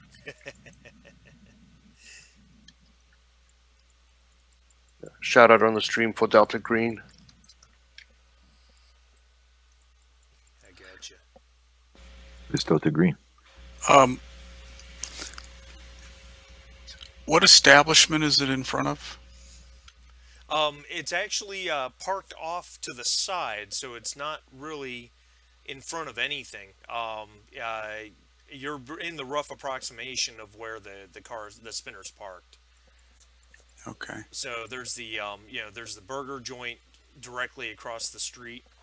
Um, the fish lady place is down there. You've got the dumpsters that they all dump their shit in. Okay, I see the dumpsters. Yeah, Got and you're right by the Metro cab offices as well, which is interesting. It must, must be an extra office or something, something along those lines. Anyway, Well, go around to any of the vendors and especially street vendors and that kind of thing and ask them if they've seen Novak or Leah and kind of alternate between using womanly wiles and, power to women on the females and money or, buying stuff from anybody who is not receptive to those two. sure. Kind of, doing what forgot whatever my character is. A doxy, whatever doxy does best with manipulation. All right. Yeah, that is not a problem whatsoever. So as you start asking around, you guys are spending some time here, obviously doing your thing. Which end are you starting? Where are you starting at specifically? I would say start at where the skimmer is and then. Just make your way out from there, type thing. Yep. I gotcha. Well, That'll work. I may make a suggestion here. I think Leah approached this area from the south, right? Yeah, near the fish lady place. So maybe we start near the fish ladies and. you just want to eat. Well, I was gonna pass that photo around of Leah. All right. and Let's go to the also see fish if ladies. anybody's Pass the seen photo. her. Okay, so we'll start down there instead. That will Yeah, And I could sounds eat. good. Um, all right, so as you guys start to ask around, I actually there's actually a police information booth right there, right across from the fish ladies. Starting at the fish ladies' place. Maybe they can solve this murder. That's right. But it would be good to ask the police that are here all the time if they've seen him. Not just Leah, but our guy. Yeah, we just hand out both photos and yeah, I guess start at well, we'll go to the police booth while Bucker goes and get us some burritos at the fish lady. Okay. All right, that'll work. That'll work. So you guys are in there. Do I have the right two people? Nope. I've got Bacher and there we go. That's what I was trying to do. All right. So, um, as you guys are in the information booth, you're you were talking to the police officers there. They don't recognize Leah specifically as being in the area recently, but one of them definitely does recognize Novak. He goes, "Yeah, that's Detective Novak. He was here last night. Um, he stopped in. He showed us that same picture of this woman. She's a detective or something, right? He said he was looking for, um, but we really didn't have anything to offer. He talked to us for a few minutes, left the picture with us, left us a picture of another individual, and he rummages around on in a folder on a desk, and he pulls out a picture of the albino Styles, and he goes, he left us this picture too. Um, so we're keeping an eye out for both of them. But that was he goes, I don't know, that was about 11 o'clock last night. We hadn't really we hadn't seen or heard from him since. We haven't seen these two people he's looking for either.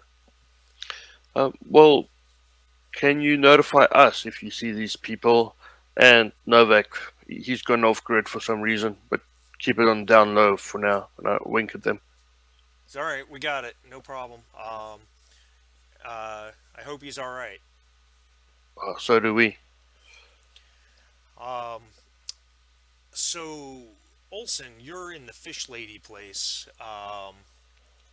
You are in the fish lady place, and you're picking up prawn burritos, I suppose. Would you make an observation roll for me, please? Sure thing.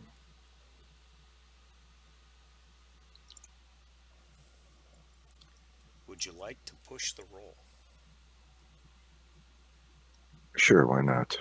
What do I need to do? Hit Added. push, and then it should allow you to select all dice. If it works, because I know we had a couple technical issues with this before. Boy, I'm bad at this. I don't even see push. On your where you rolled in chat, there's a button that says push. Okay.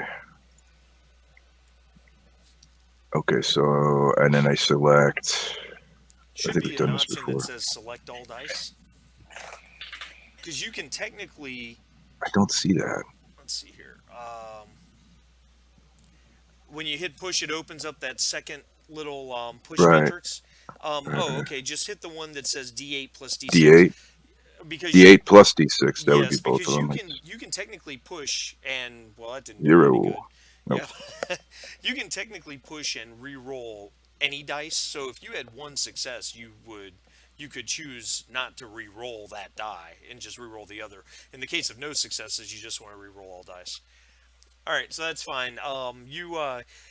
While you're there, if you're showing the pictures around of Leah and Novak, one of the fish ladies who I imagine they're probably Chinese would be my guess, Chinese descent.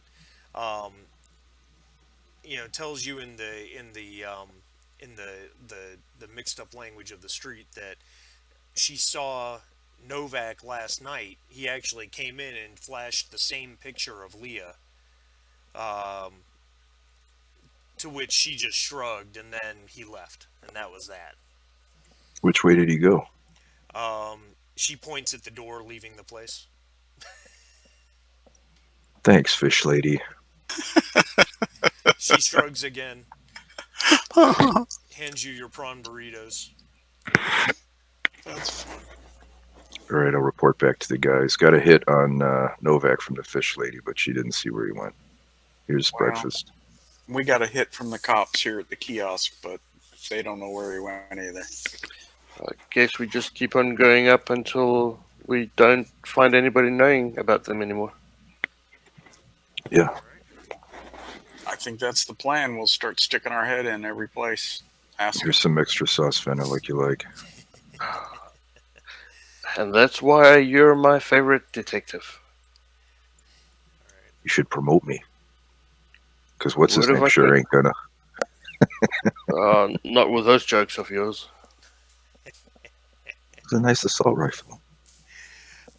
So you True. guys start canvassing the area, and as are you guys splitting up or sticking together?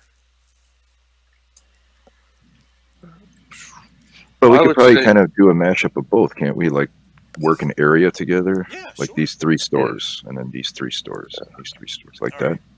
Yeah, absolutely. So, and if you're looking at the map, the red lines indicate zones that makes it a little helpful. In the zone you guys are in, you've got the police booth and the fish ladies, which you've already checked out, and then you've got Guard Dog Inc., Yeah. Dogs Inc., which makes which you would know makes synthetic, just what it sounds like, synthetic guard dogs. Oh, synthetic puppies! And Oh, then what is? Bite your face off. Yeah, that's right. And then you got the horse place too. Um, so Tiachu? yeah, horses. Diachu horses. All right. All right. I'll go in the horse place. You guys go in the dog place. All right. Puppies! thank you.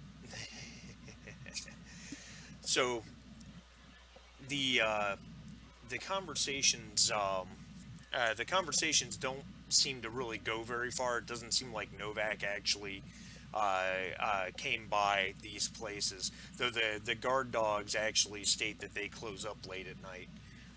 Their business is mostly to companies and the police and stuff like that, so they don't really have a lot of late night people. The horses, late night customers, the horses have nothing. Percival, as you come out of the horse place, would you please make an observation roll for me? I'd be pleased to.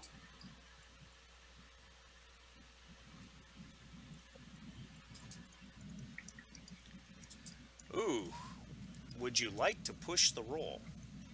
Now, keeping in mind you have a 1 already, so you're welcome to push, but if you push, it'll only let you re-roll the die that didn't roll a 1. And what happens when I push? Oh, nothing happens unless you roll a 1 on your push die. Okay. Which, Cannot read properties of undefined substring. Okay, so I'm getting an error. okie dokie then. And I apologize, by the way. I forgot to tell you guys one thing. After your little brush with Holden this morning, Yeah. you guys all lost a promotion point. Oh, Let me see if I can push a roll for you. No, I get the Oh. same error. so my promotion Goes my point. career. Okay. So what die would that be anyway? If you hover over D12? the 5, it's a D12. So yeah, just re-roll your D. Just roll a D12. All right. So, Fenna is now on 0 promotion points. So it would be, Ooh. kind of important to try and figure out how to get one back. Oh my God! I rolled. I'm at 0 also. What happens? You're fired? No. And Percival should also be at 0, I think. Um, you rolled a one, so Percival, you gain a point of stress, which is resolve damage. Okay. Um, give me one moment to. And Percival, what are your promotion points at? 2 now. Okay. I went from 3 to 2. Hmm. Nice. Um, so I wish I had thought of this earlier because it's something I should have happened. Something I should have handled, and I kind of screwed that up, and I apologize. Um, Olson, make a would you please make a connections roll for me?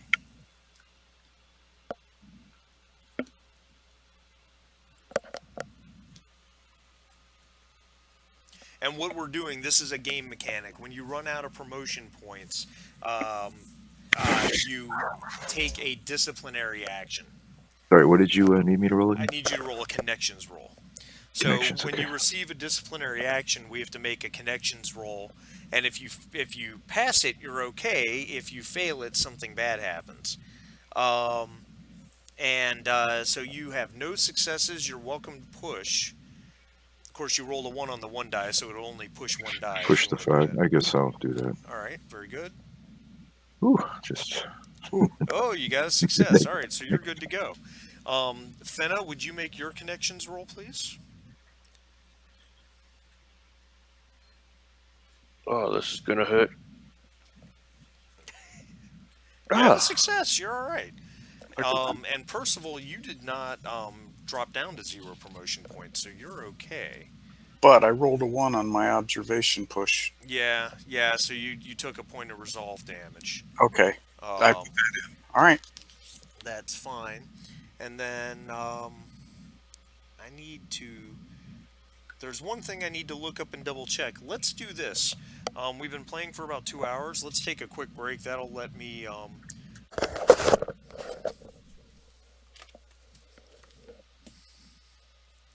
welcome back. Hey, everybody else here. Fina here.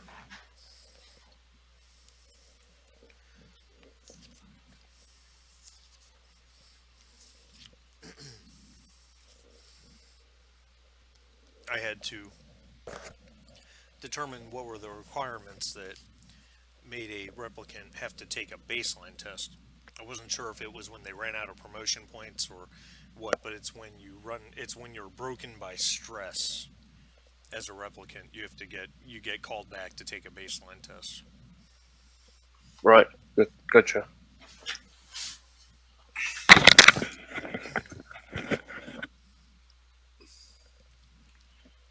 Hey, Hey, hey.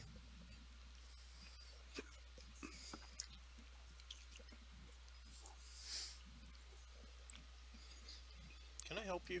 Go on. Don't complain to me. Go somewhere else. Sorry, having a conversation with a cat.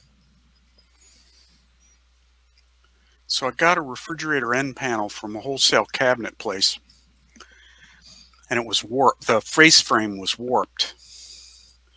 So it took me 2 weeks to get them to admit that it was warped and send me a new one. And I just got it. The new one's warped. No, it's Oh. broken. Oh, Jesus. It's completely broken. 2 feet. It got something was put on it and smashed it, and it broke. So now I have to make another claim. God. Mother of God. What's the name of this company so I know who not to buy from in the future? Wholesalecabinets.us.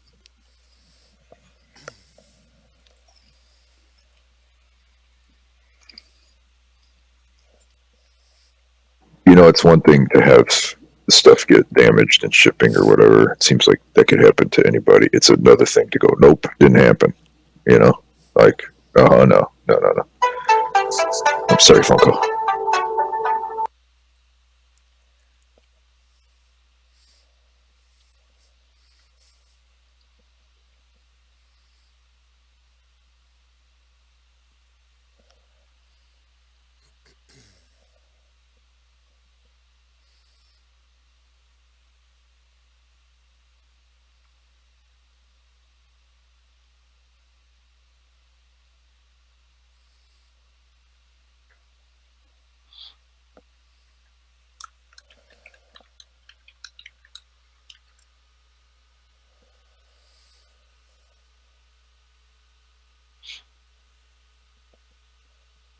Sorry, guys, I have to step away for 1 minute. I'll be right back.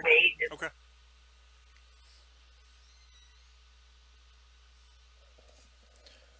We'll just give him a minute to resolve whatever he needs to do.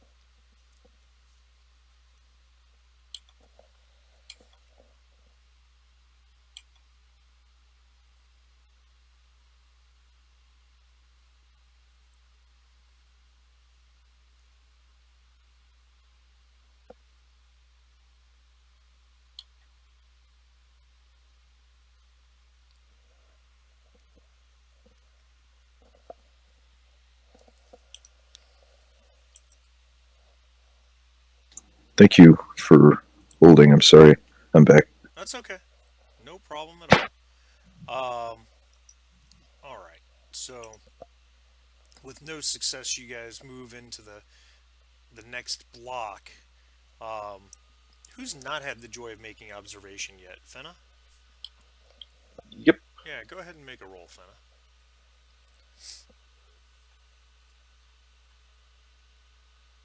Okay, let's see if we can push this. All right.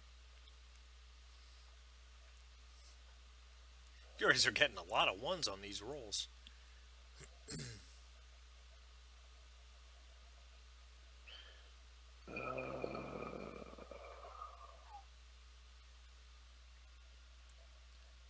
Ooh, look at that one. Yeah. Well, wait a minute. The one was already there. That's not a Oh, fair. re-rolled one, so it's not a stress point. Because when you push, you can't re-roll any die that had a one on it already. So you're straight there. You took no stress damage. All right. So who goes into the bird doctor?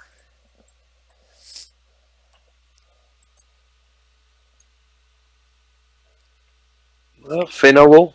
Okay. So Fenna heads in there. Which place does Percival head to next? You've got the you got the kebab place right here, or you've got Tasty Noodle up here, or you can go up there and around the corner to the Turtle Factory or the coffee shop.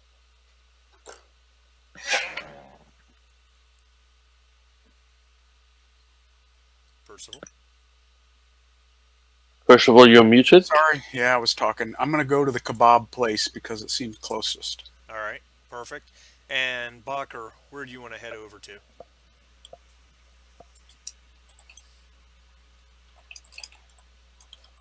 Sorry, I was talking. We're done with the dog place? Yeah. The ostrich farm, man. I gotta see what that's like. Okay, so the ostrich farm, to get to it, you cross all the way through here, up these steps, and down this back alley. So but that's fine. You can head that way. Um, so we will do that. All right. So while you're doing that, Percival and Fenna are asking around at the bird factory and the kebab place. Um, Someone at the kebab place who works at the kebab place says they saw Novak last night. He didn't stop and ask for anything to eat or anything like that. Um, but they also recognize both Leah and Styles. They've seen both of them in Animoid Row before. Um, no real specific information, just they've seen them around.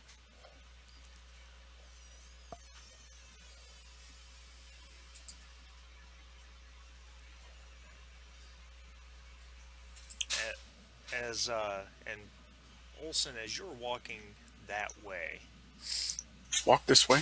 yeah, Olson, make an observation roll. Okay, so I have to. All right, here we go. Man, do you want to push that? Wow. Sure. You guys are getting so many I'm getting ones. spanked. Oh my gosh! Brutal. All right. There's like a one-armed mime on stilts across the street, and I'm like totally not noticing. You All right. see So anything? you head down the back alley, and you're headed to the ostrich farm. Um, it's, Did I get any hits at the kebab place? not really. They saw Novak last night, and they've seen Leah and Styles just passing through in the past. Not necessarily together, but Gotcha. just in general. And the bird factory was pretty much outside of Novak having popped in last night, was pretty much nothing. So while Olson's headed that way, while Olsenbacher's heading Olson's that headed way, which way? Olson wants to check out the ostrich farm, which has her going up these steps and down here. Going up these Oh, there steps it is, right back here, there. and then- Okay. I gotta zoom out a little. I couldn't see him over there. yeah, gotcha. Is the dumpling place open? Where's the dumpling place? Right across from the kebab place. Oh, right second, there? second breakfast. Yeah. All right. I'm gonna go over there and ask them if they've seen these guys. All right. Fenna, where are you heading off to?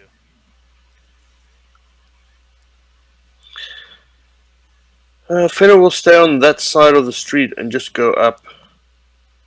Okay. So To heading the like kind of- to the Yes. going up to like the turtle factory, that type of thing, up that area. Yep. All right. Okay, Fenna, make an observation roll.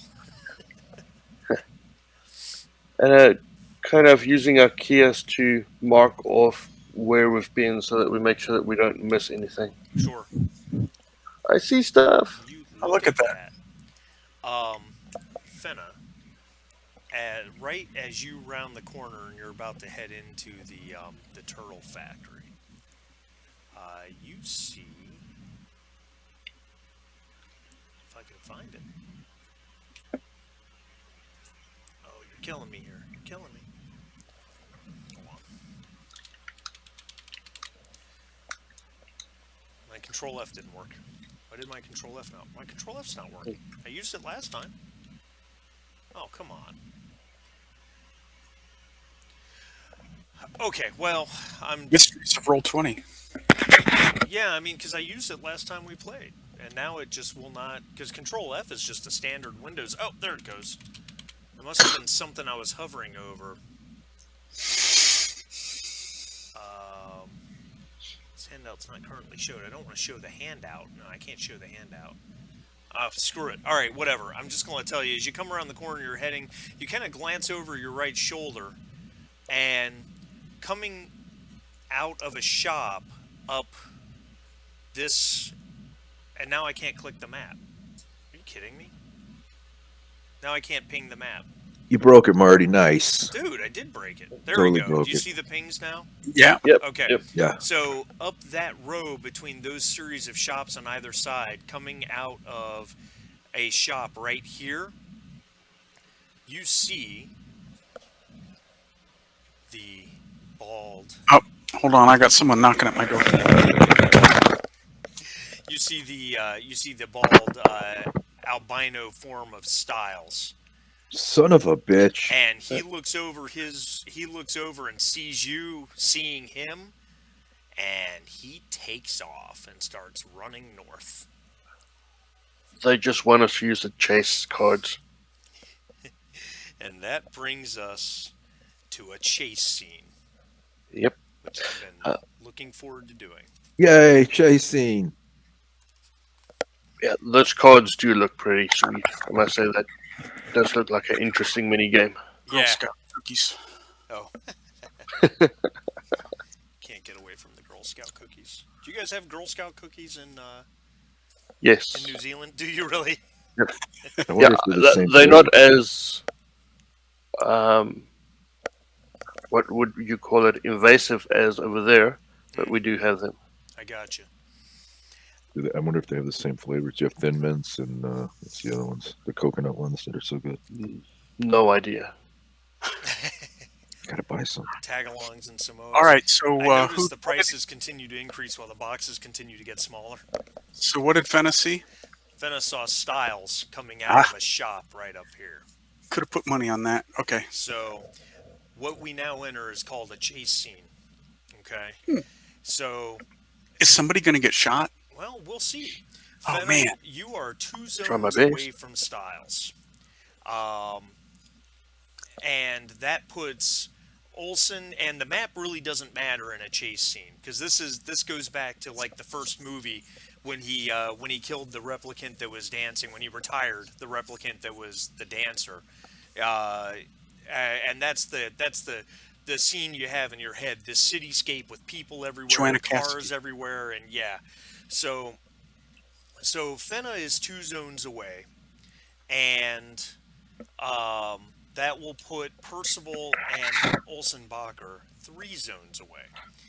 So the way a chase works, okay, um, you have a maneuver each, and there's no initiative in this instance. Each character involved in the chase chooses a maneuver that they can do. Okay, and then we resolve those maneuvers a combined with an obstacle. You guys see the chase maneuver deck? Uh, where's that? I don't know if you guys can see it or not. I can see mugshots and initiative. Scroll down. There should be a scroll wheel on the right. Oh, Yep. chase maneuver. Chase maneuvers. Yes. Yeah. So Chase maneuver. Okay. Man, I'm bad at this. Where are you guys seeing that? it's on the right side of the screen, to the right of the There's map. there's a box. You see mugshot. Yeah. Oh, I think I got it. Oh Put no. your thing over it. Your Ah, over it there and you go. scroll down, and you see chase maneuver. Yeah, good advice. What That's happens what if I I click needed it? is to scroll on. Oh, look at that! It's a little tiny thing I can hardly read. All right. It's not blowing up. If you click it, Okay. it should blow up. Maybe not. Oh, Um, there we go. I had to click it again. All right. Gotcha. Um, so in this case, we're on foot, and I'm trying to figure out how you guys use the chase cards in roll 20. Um, Um, chase remover. So if we hover over it to the left, it has a draw, remove, chase maneuver, yeah. and well, I will draw it because I want this one. No, I don't want stand and shoot. Why did that change?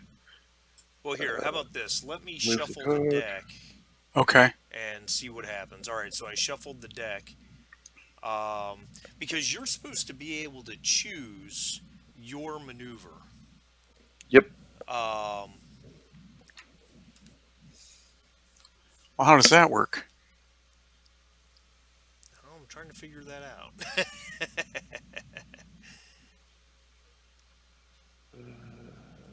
Well, I see stand and shoot. If I click it, it just.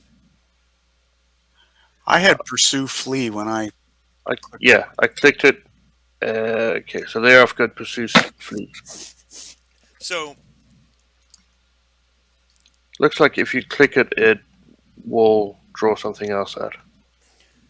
okay. So, well, here's the simple part. As a pursuer, you guys have three options, okay, and you each get to pick which one you want. Pursue is pretty straightforward. The guy's running away from you. It becomes a you make a skill roll, a mobility roll, and if you succeed, you close the range. Okay. Um, as the pursuer, you can try to use a um,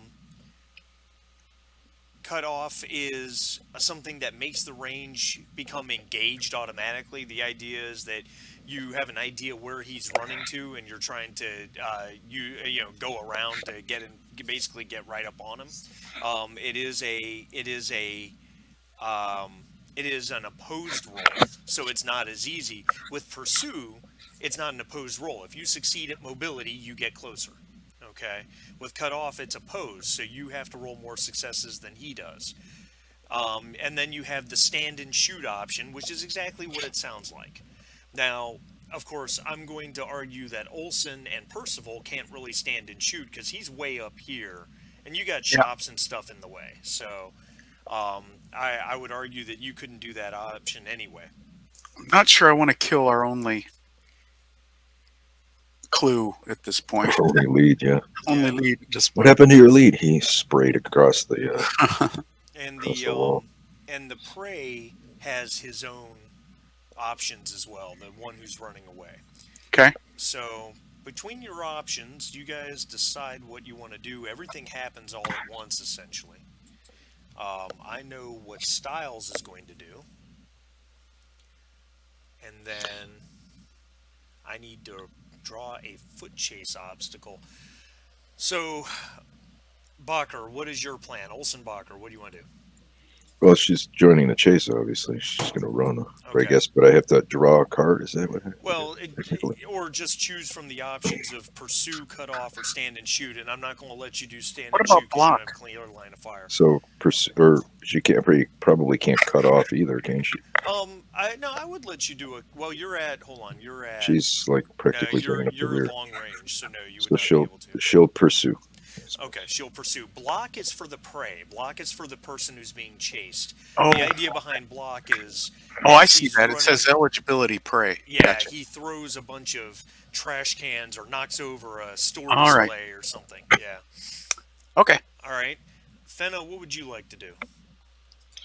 Let's try the shoot to figure out how that works. Ah, cat.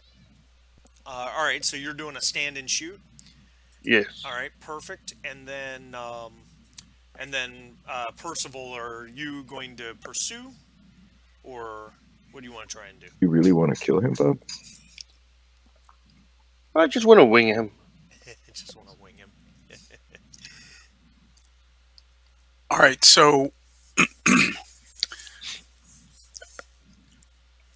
what are you going to do, Bach? Are you gonna pursue or cut off? Based on my range from him, I decided to just pursue because I don't think I can cut him off. Yeah, actually, you're at long range also, Percival, so cut off is not an option. Okay. You're too So I'll far away. pursue. Okay. All right, so if I can get Bacher and Percival to both make mobility rolls, please. Okay.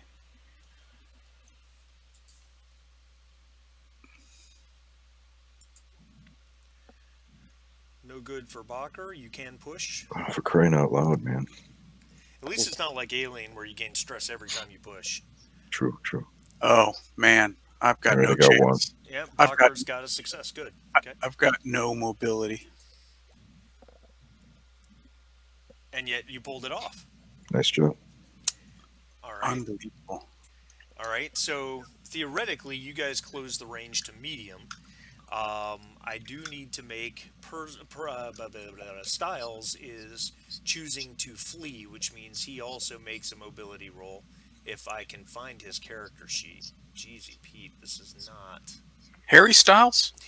He doesn't look very athletic to me. Where's his mobility? His mobility is a B and his agility is an A, so that's a D10 and a 12. He had no successes, so Oh, cool. he does not get further away. And then we have Olsenbacher choosing to stand and shoot. Stand and deliver. You take a breath to aim your No, weapon Fenna, and fire. Fenna, not Olsen. Do you breathe in or Oh, breathe Fenna, out when you sorry. shoot? Doesn't have to breathe. So, Fenna, Yeah, I if just you pretend to breathe. please make a ranged combat attack. Which, now, real quick, let's talk about that for a second. You are at, before you fire, you are Yep. at medium range, and you've got two options with your gun. You can fire the standard. You can fire the standard sonic round, or you can fire the blast. You're in range for either. The blast does more damage. I want to take the one that doesn't do too much damage. The idea is to kind of wing him if this game allows it. Very good. So go ahead and make your ranged combat roll, or firearms roll, rather, as it were. Okay, so let's see if I click here, if it does something. Nope. Let's see if I click here. You had one success. Now, because you hit him, you automatically do the damage of the gun, which of the attack, which in this attack is one damage. Now, the way damage and critical hits work in this game, if you have one success on an attack that just does like I said, just does the damage of that weapon, there is no critical hit. If you have multiple successes, your damage goes up per one extra success, and it automatically does a critical. So you only did one damage. So you hit him with your blaster, and he it doesn't really seem to bother him that much. But perhaps that's the reason why he didn't manage to get away. So, or get further away. So at this point, all three of you are at medium range, and we're back at the choose your maneuver. As a free action, can I yell at him, "Get down on the ground"? Sure, absolutely. Absolutely. He doesn't seem interested in complying.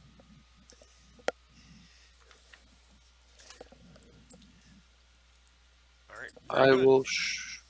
I will shoot him again. Okay, so you're doing a stand and shoot for your next action. Olson, what are you doing? Am I in range to cut off? You are now at medium range, yes. I'll cut off. Okay, you'll cut off. And Percival, what do you want to do? Let me look at my sheet real fast. If I want to, doesn't matter. Crap. My mobility is a delta, and my firearms are delta. So, but I only have a stunner, right? I'm not carrying a. No, you've got the sonic blaster. I mean, if you Sonic blaster. if you do the 2 damage attack, it has a much better chance of being lethal. Yeah, but I don't want to kill him. So,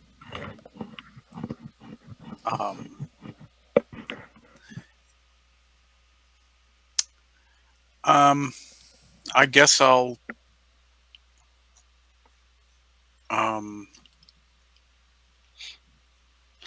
I guess I'll just pursue. All right. So, we'll let Fenna go ahead and make her. We'll make her attack. So, if Fenna wants to go ahead and make your range combat roll. Oh, did you click that off of the weapon itself? Is that why it says the name of the weapon?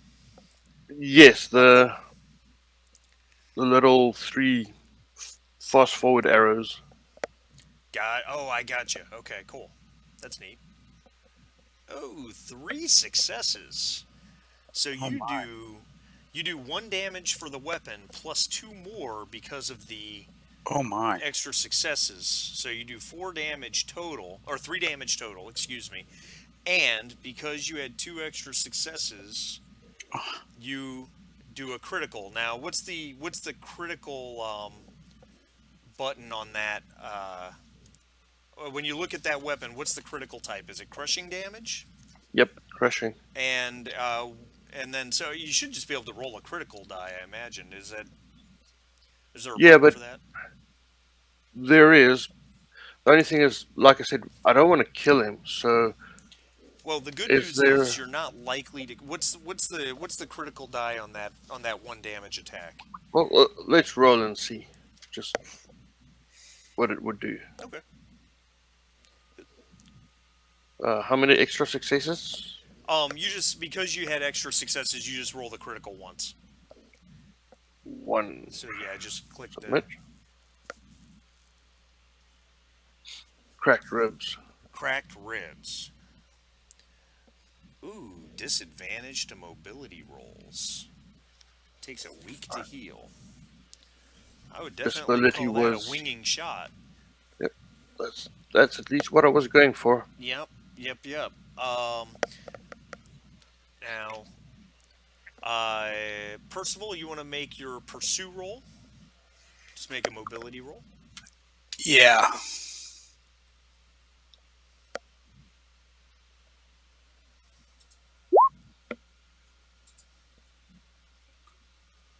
You have no successes. Do you want to push?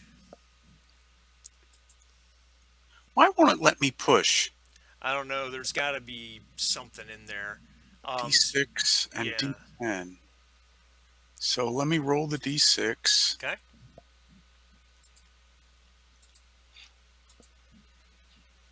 No good. Okay. Let me roll the D10. Oh, what the hell? You gain a point of stress, sir. Um, Man. you are completely unsuccessful with your amazing agility to close any distance whatsoever. Probably trip over an untied shoelace would be my bet. um, all right, and then Bacher, you are going to attempt to cut off. So this is an opposed mobility roll, which I'm not going to give him. I'm not going to give Styles the disadvantage yet because this all happens all at once.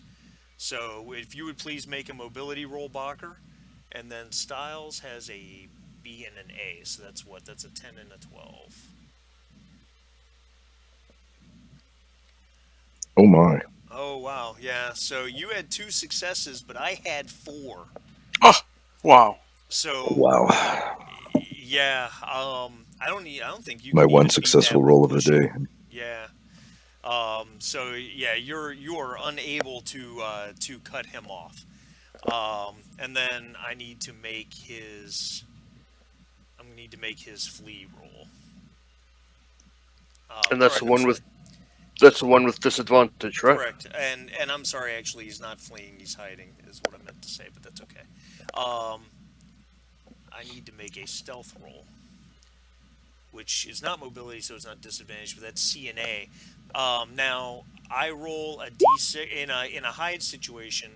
I roll. I'm sorry, C is a D8. Ignore my D6 roll.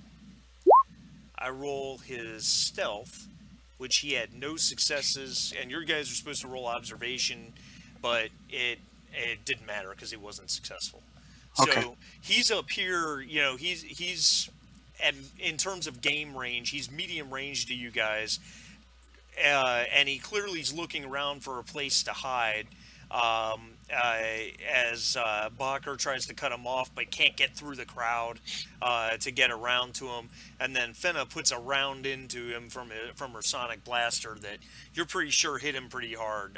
He's bleeding from 2 wounds at this point, and he looks like he's stumbling a little bit.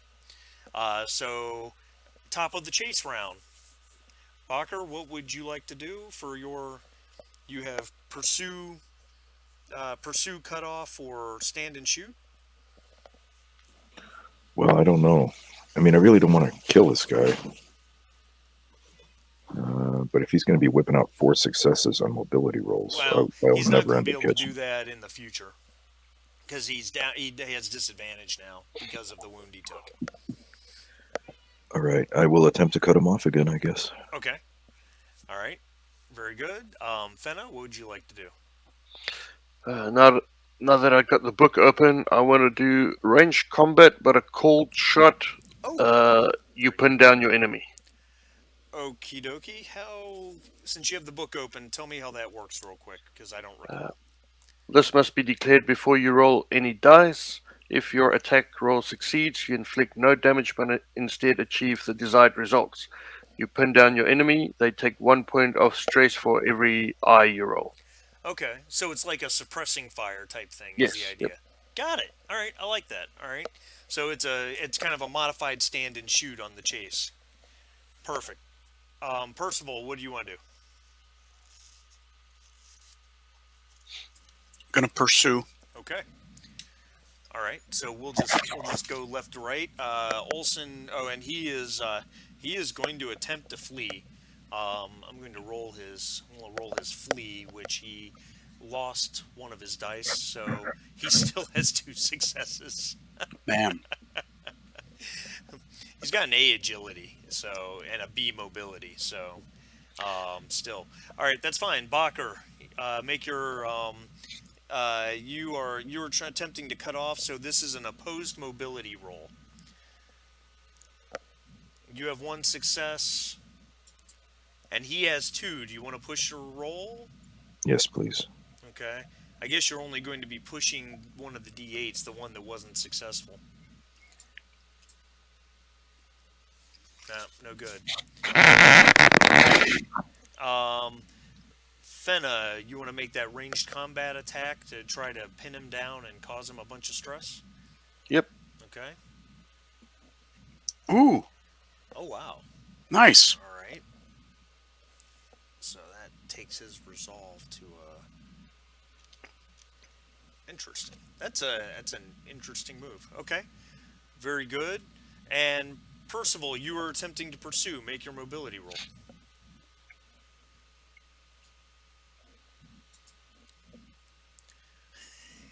do you do you want to push? Not sure that's a great idea. Hold on a second.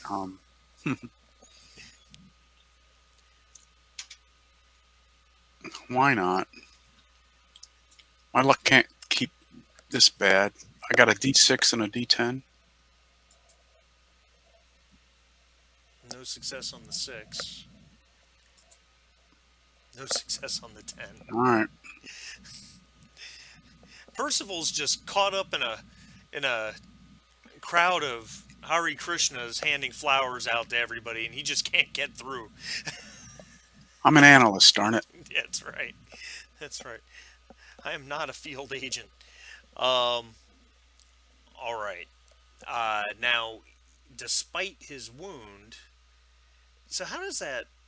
Does the pin down have any effect other than the stress? Because his mobility roll, even with disadvantage, he had two successes on his flee action. So how do those two things marry up?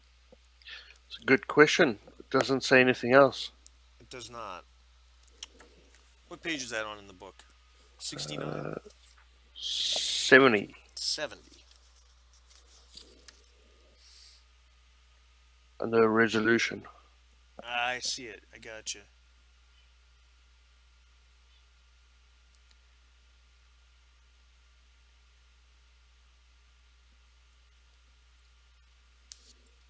Interesting. You're right. It really doesn't. It really doesn't indicate. I guess if you look at it at movies or whatever, I've taken a shot or two at him. He stretched up a bit, but then he ran in any case. Yeah. Something like that. Yeah, I kind of see that. Which allows him to extend the range. He is at long range from you guys. Um, Heading north, up that row. So that would put us back into the next chase choices, which I know what he's going to do. So Bacher, you're at long range. Pursue. Pursue. Okay. Fenna. I will do the same thing again. Okay. Pin down. Try to pin him down. All right. Percival.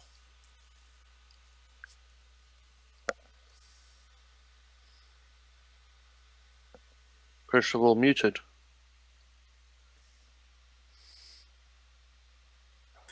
No, I'm thinking. I was muted, but I wasn't talking. I'm thinking. I'm not having. Well, why?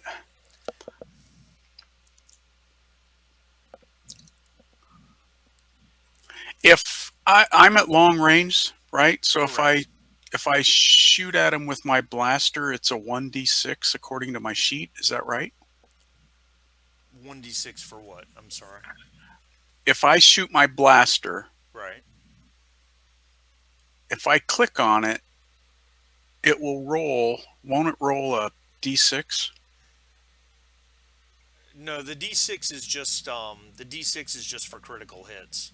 Oh, just for critical Yeah, hits. so you're at long range, so you could fire a sonic you could fire a sonic charge from your blaster, your end range for that, in which case you would just click the three arrows next to the weapon. Gotcha. If you wanted to do a stand and shoot. Yeah. All right. Well, I'm just as likely to hit an innocent bystander than to hit him, but I'll give it a shot. All right. I'll So- stand and shoot. Do you want to hit him or do you want to do a cold shot? Because if you just shoot, you can kill him. Cold shots won't do damage. They will do other stuff. What is it called? A cold what? Cold shot. Cold shot. Cold shot. Yeah, cold shot Cold shot. lets you there's what a couple different options. You can pin him down, which basically just causes stress damage. The idea is you're kind of putting down fire, freaking him out. You can make him drop a handheld object, or you can actually knock him to the ground or push him back like through a doorway or something like that. Well, So, I'll, what I'll- would happen if we knock him down? Then I would say it's a standard ranged attack. Just based on the way I understand the rules, it'd be a standard range attack. But as long as you're successful, you would knock him down. He wouldn't take damage. I'm more trying to figure out what will happen on his turn. oh, well, good Trying question. to eat up his action so he doesn't run, basically. Yeah, because the chase. This is an interesting mechanic because the chase sequence doesn't have initiative. Everything happens all at the same time. It's all coincidental. Yep. Well, at least we can burn up his next round action. I think that would be the case, yeah, because you've already wounded him. So if you hit him and knocked him down, he'd probably have to spend the next action just trying to get up again, right? That's what I'm after. Yeah, I guess. All right. Well, I'm gonna do a cold shot, but I'm gonna try and knock him down. Okay, so both of you are doing that, so that's fine. The odds of me hitting him are pretty low. Oh, it can't be that bad. Olson, you want to do your pursuit, which is a mobility roll. Oh, I'm off the wrong screen. No successes. So I pushed it. you pushed it and you had a success. Very good. Let's see, and what's that? A. So what am I? I'm a 12 and an 8. 12 and an 8. Oh, that didn't work. All right. Very good. And at this point, there's people, rushing around, rushing out of the way, cacophony of voices, Screaming. yeah, trying to get away from the obvious cops that are firing away blasters at a guy.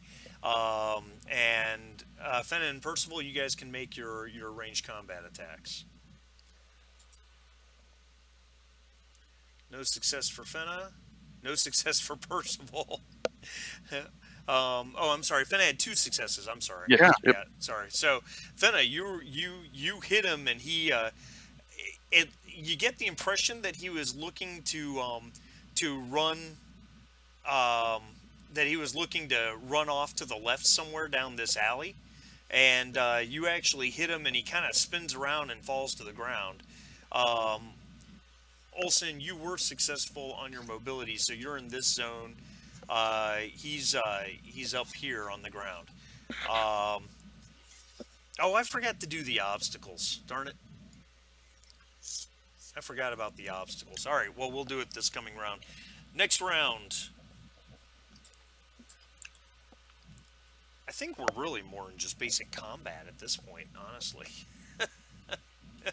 So, because he's knocked to the ground, I would say the chase is over. So let's just roll. Let's just do initiative. I'm going to shuffle the initiative cards, and then I'm going to start dealing Bacher. How does that work? Draw one card. Deal. You must deal a card to at least one player. How do I do that? Do I click you? Yeah, I might have to click the icon. Icon and then hit Yep. deal? Deal one card? No, it still says you have to deal to a player. And if you have the initiative tracker up and then try it. Maybe. That's what I'm thinking too. We haven't had a chance to do any of this yet on this game. There aren't currently any tokens on this page that can take a turn. Right-click a token and choose Add a Turn. Oh. Oh, look at that.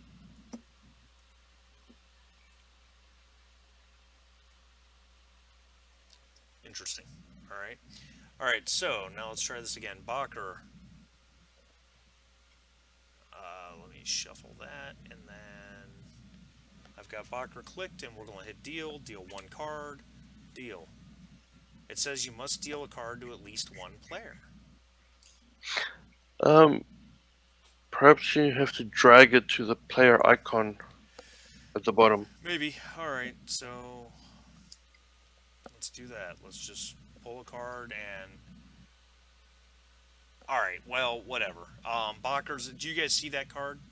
I Yes. see an 8. Alright, Bacher's an 8. So if I grab initiative and I drag it to Finna, I get my 1. And then if I...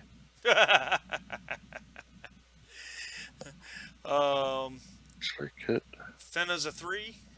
I'm just going to do it the hard way because the hard way is feeling like the easy way now. Percival is a 5. And Mr. Styles is a 7. So let's put this in ascending order.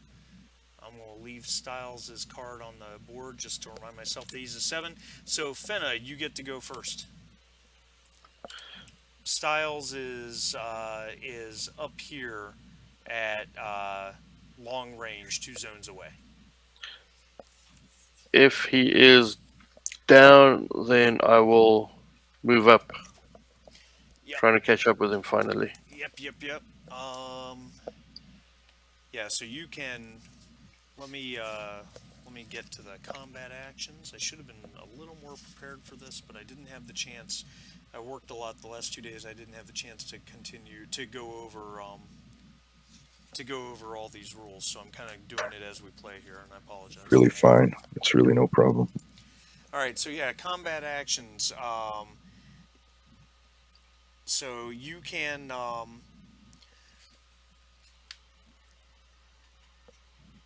right, so you can certainly move, which is as simple as moving a zone or within the same zone. If you choose to sprint, it will take your entire action. You can perform no other action. You roll mobility for each success rolled. You can take one more move in addition to your free move. If you fail the roll, you fall and can't get up till your next turn. Falling in, I can't get up. So certainly, Fenna, you've got your free. Everyone gets to move for free unless otherwise stated for a reason. So that would let you move up to the next zone, which puts you at medium range, from where he's laying down on the ground up here.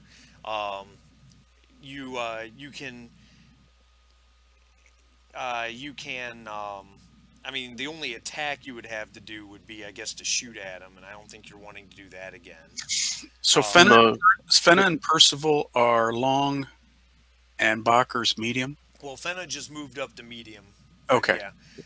So I can do you can another do normal mobility move. if you want, and every additional success you get, you can move an additional zone. Can't I just do a double move as well? I think you just get one movement per turn. Yeah, in addition to your action, you make one move in addition to your action. So what can my action be? An action would be sprint, which would be if you want to make additional moves, you roll mobility. Crawl, which you're not prone, so that's silly. Unarmed attack, there's no one to attack. Melee attack, there's no one in melee range to attack. Grapple, you're not in melee range. Let's sprint. Let's see Okay. what happens. All right. So roll mobility. Whoa. Wow. So you can move a total of 4 more times. One move would get you into the same zone, and then a second move could put you right on engage range, basically right on top of him, if that's what you want to do. Yes, let's do that. All right. So for all purposes, you're standing right next to him where he's laying on the ground. I'm trying to cuff him, basically. All right. Percival. I'm just going to move up. Okay. That's moving. You get one free move, and then you have an action. Which, if you want, you can try to roll mobility to see if you can sprint up to join Fenna. Of course, if you fail it, you fall. So it's up to you. Yeah, well, it doesn't. I don't think it does me any good to do any of that. So Okay. Good enough. my mobility is complete crap. All right. So that brings us to him. Um, his action's as simple as standing up. I don't think he's got really any other choice in the matter. Um, is standing up considered free movement, or does he get to do something in addition? As part of a move, you can jump over, you can drop prone. You need to be standing to move. Oh, you can stand up as your move. Yeah. Okay, so he stands up, and he's got Olsen Bacher right there in front of him, wanting to cuff him. So Fenna. I'm sorry, Fenna. I'm sorry. I just got too much going on in my head. I think he. I think he's going to make an unarmed attack against you, Fenna. I think that's his plan. So do I get a free attack when he stands up? That is a good question, and that is a very fair question. There are rules for free attacks. Let me figure that out.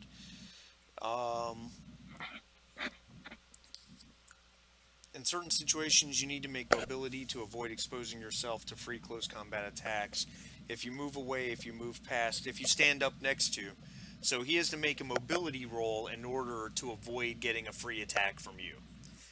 He has disadvantage because of his cracked ribs, so he only gets his D12. He had a success. So, no, but, I mean, good call, absolutely. All right, so now, where is my rules for engaged or for close combat attacks? It's just a hand-to-hand attack, and it does 1 damage plus extra for additional successes. I've got 2 different books that I'm going between. Styles, his force is an A, and his strength is an A, so he gets 2 D12s. Ouch. He had 2 successes, so you take 2 points of damage, and there's a crushing critical, which I think a punch is just a D6. I don't think At least, close combat is resolved as an opposed roll. Oh, it is an opposed roll, so you get a roll to avoid it, essentially. Now, therefore, a close combat attack is resolved as an opposed roll using the skill for the weapon they're using. Well, I think it's just hand-to-hand in this case, because he's unarmed, and you're not carrying a melee weapon, are you? No, I guess not. No. So, okay, so then make a hand-to-hand roll.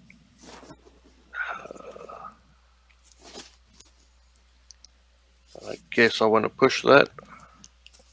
Okay. I don't hold it. What did 1 success? He had 1 success? He had 2. No, the other guy. The guy did. Styles had did. 2. Correct. Fenna's only got 1. Right. So So she'll if he take a wants point to- of damage. Okay. Still 1. So you take a point of damage, but you avoid a critical. Yep.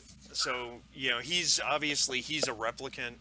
As you know, you guys already knew he was a replicant, Uh, and he's immensely strong. Your guess would be he's probably a combat yep. model.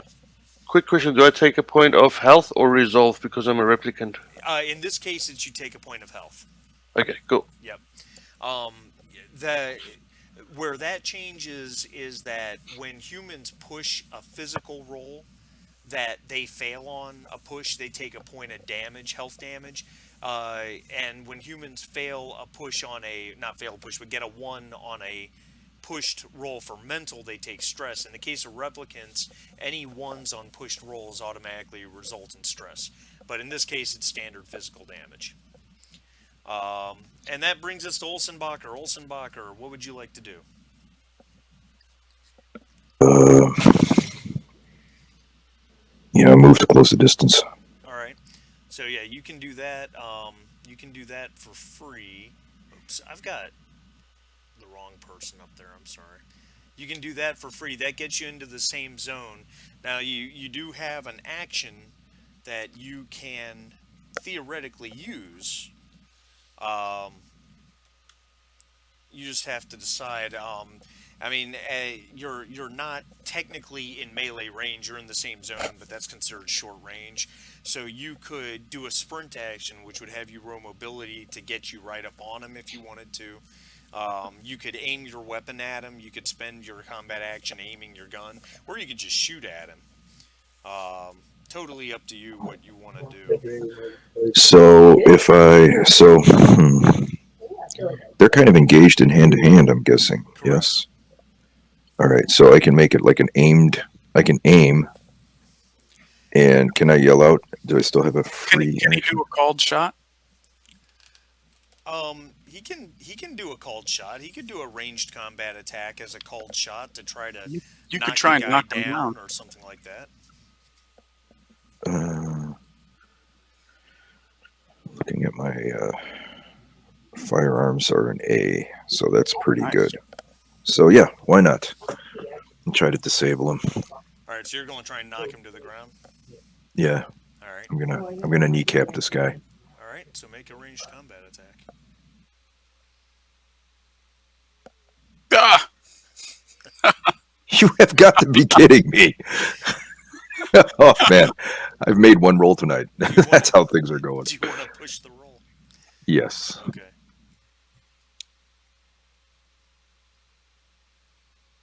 Oh, look at that. Wow. Whew. All right. Big comeback. Take that, kneecap. All right. So he,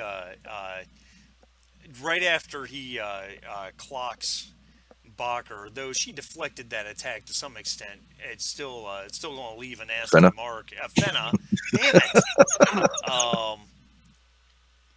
Bacher fires off a sonic round that knocks him to the ground. Um, oh wow. Okay.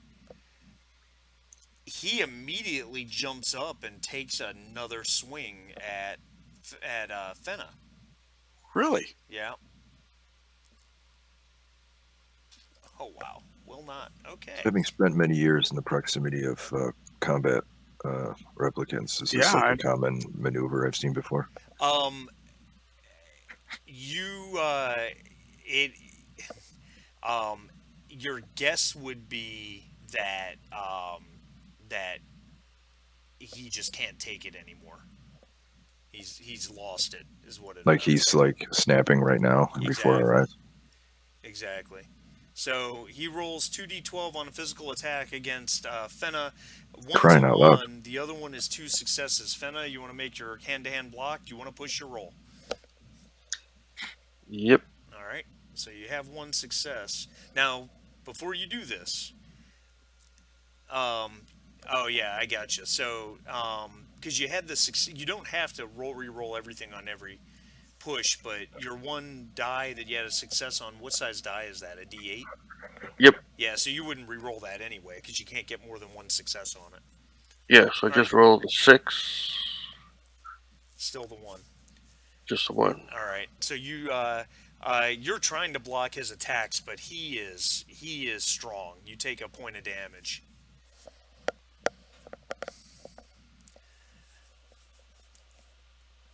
All right. And then that resets the round. Um, Fenna, Fenna, make an observation roll. I'm not going to let you push it if you fail, just because it's kind of a passive thing. Is the best way to put it. No successes. All right, so that's fine. All right. Top of the round, Fenna. What do you want to do? Uh, disengage to what would it be? Short range, Yeah. and then probably fire. All right. So make your mobility roll. Oh, Do you want to Guess I push? guess I pushed that. All right. oh, Oh, geez. All right. So Two threes. yeah. So Yeah. you're unsuccessful, which gives him a free opportunity attack. oh. So do I Um, still hand to hand against this? I guess so. yes. Yeah. The way the rules read, yeah. He has three successes. Um, and you. Oh, okay. So you take a point of stress damage, and then you Point of take. resolve. Yep. Yeah. And then Yep. you take 3 points of damage from his attack, Cool. which Maximum health 5. I'm on 5. um, Sucks to was Fena. oh, so you're broken. Yep. All right. Fortunately, I just got to figure out what the crit roll is for physical attacks, because I don't think it's that big, unless it varies based on the strength of the attacker. I do not know the answer to that. We have no hand-to-hand weapons. It doesn't. There's got to be a way to figure this out. Bear with me. I'm sorry. Critical injuries. Yeah, I know that. I get that.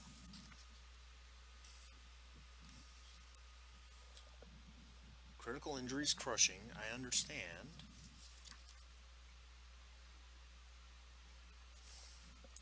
For crap on it. God's sakes. Blunt melee weapons. There we go. Instead, a crit die is equal to the strength die. Okay. Would you roll a d12 for me, Fenna?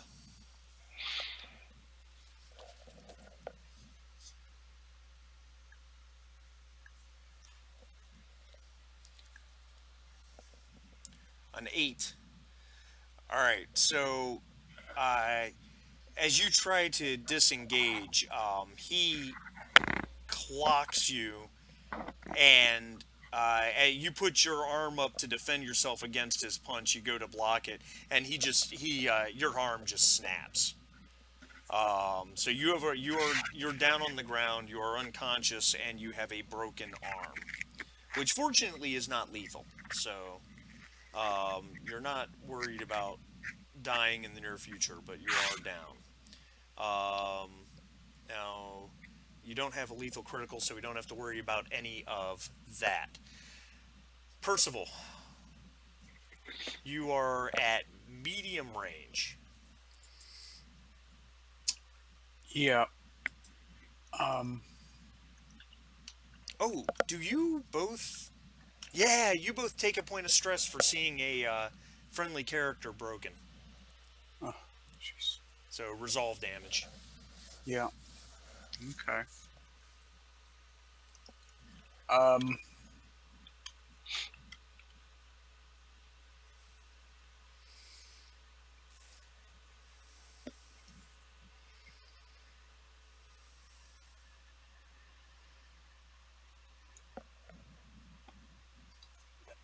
Does it do me if I shoot my blaster? Does it do me any good to move up? No, the game doesn't have range modifiers in it. No. They tried to keep the system simple and quick. All right. So I just click on the blaster button for medium range. Does it matter? Well, you've got the choice of two attacks, Okay. and you just have to decide which one you want to fire. You've got the the top row is the one that does one damage and is less critical and can be fired up to long range, or you can do the second attack, which does two damage, has a higher critical chance. It has shorter range, but you're within range of that, so you just have to decide which one you want to fire off. Boy. Um. All right. I'll do the.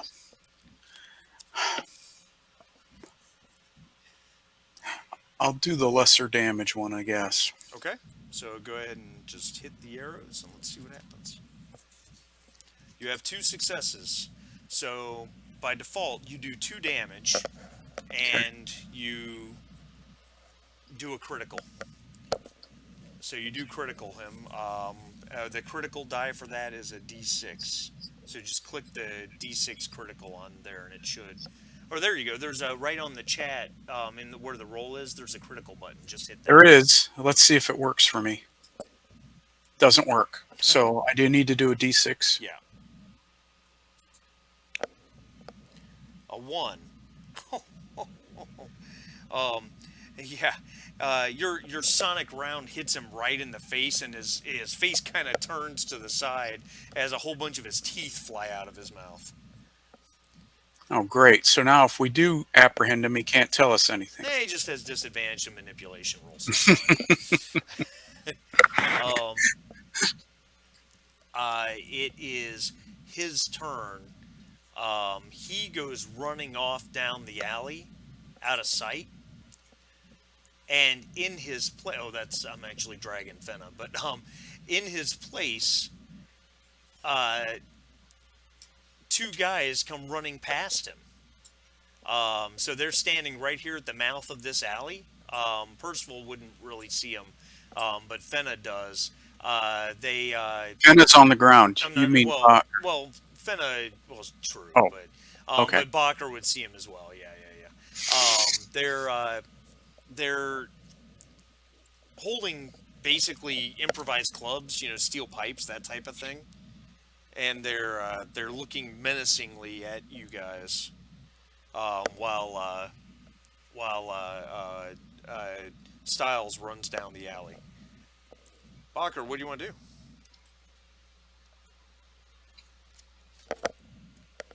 Yeah. So, can I get a shot on him as he's running away? You would have to. Now, fortunately, you have to use your movement action to kind of move up here, so that you could see down the alley and shoot at him. But yeah, you can do that. Absolutely. All right, doing it. All right, so move up. That's your free action, and then make your ranged combat attack against Styles. Which attack style are you using on your weapon? But we're still trying to take him alive, right? Well, that's up Well, to you. I don't know. Yeah. I mean, everybody's been trying. I'm not gonna suddenly blow his head off. All right, so you're going to use your sonic round then? Yeah. All right, so just hit the 3 arrows next to the sonic round.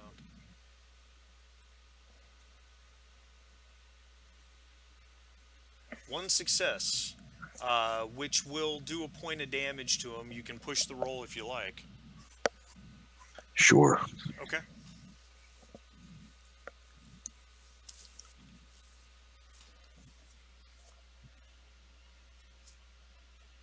Two successes. All right.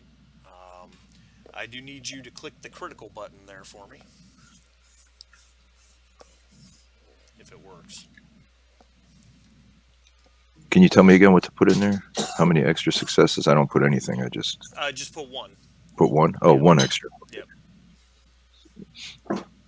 Did it do anything? Yep. There it is. So, you I like that. you hit him in the back, and he sprawls forward onto the ground, unmoving. You surely didn't kill him, but he's out cold. All right.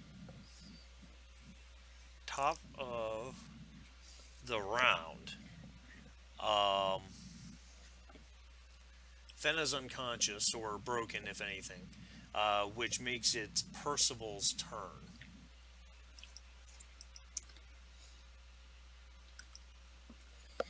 Well, I'll use my move to move up. Okay. Very So good. those two knuckleheads are kind of in front of me now. Yeah, they're right here. Hold on, I gotta adjust my map so I can see where you're pinging. Okay, and he's down that alley on his on his face. Yeah.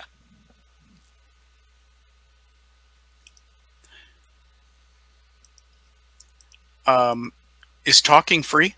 Talking is free unless you're specifically trying to manipulate them. If you're shouting at them to do something or expect them to do something, if you're trying to command them as a cop, that type of thing, that's Yeah. an action. Oh.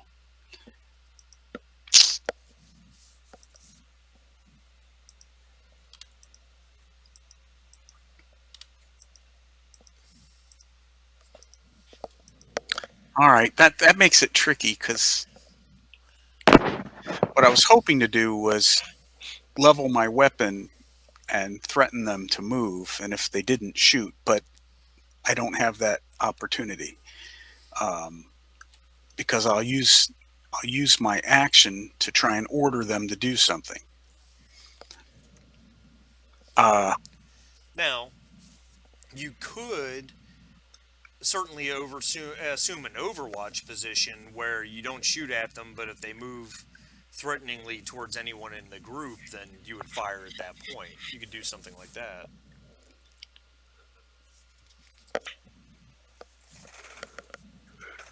um, and entering Overwatch is an action, Yes. so I can't yell at them and do an action at the same time. Um, all right, I'm going to do that. I'm going to level my weapon at the two knuckleheads and go into an Overwatch. All right. All right, very good. And that brings us their turn. Um, one turns and starts heading down the alley towards Styles as his move. When he gets to Styles, he starts to heft Styles up to carry him. The other guy just stands there with his piece of pipe or whatever improvised club he has, kind of with a come at me bro type thing, but he doesn't actually move towards anybody to attack. Bacher, what do you want to do? This is an interesting conundrum. So Get him. the one guy's helping the other guy up. I'm just trying to figure out if I'm doing a regular 44 or a sonic round.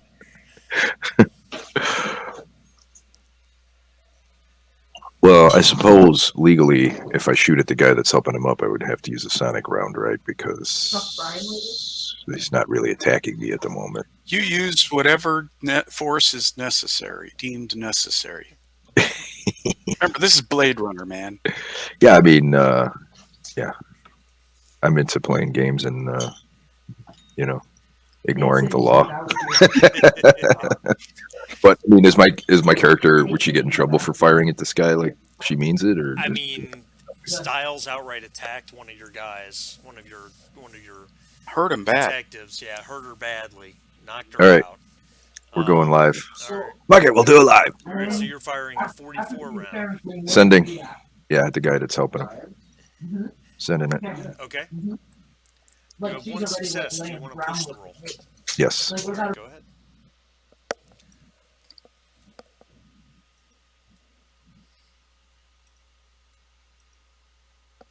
So you have two successes, and the 44 does 2 damage by default, right?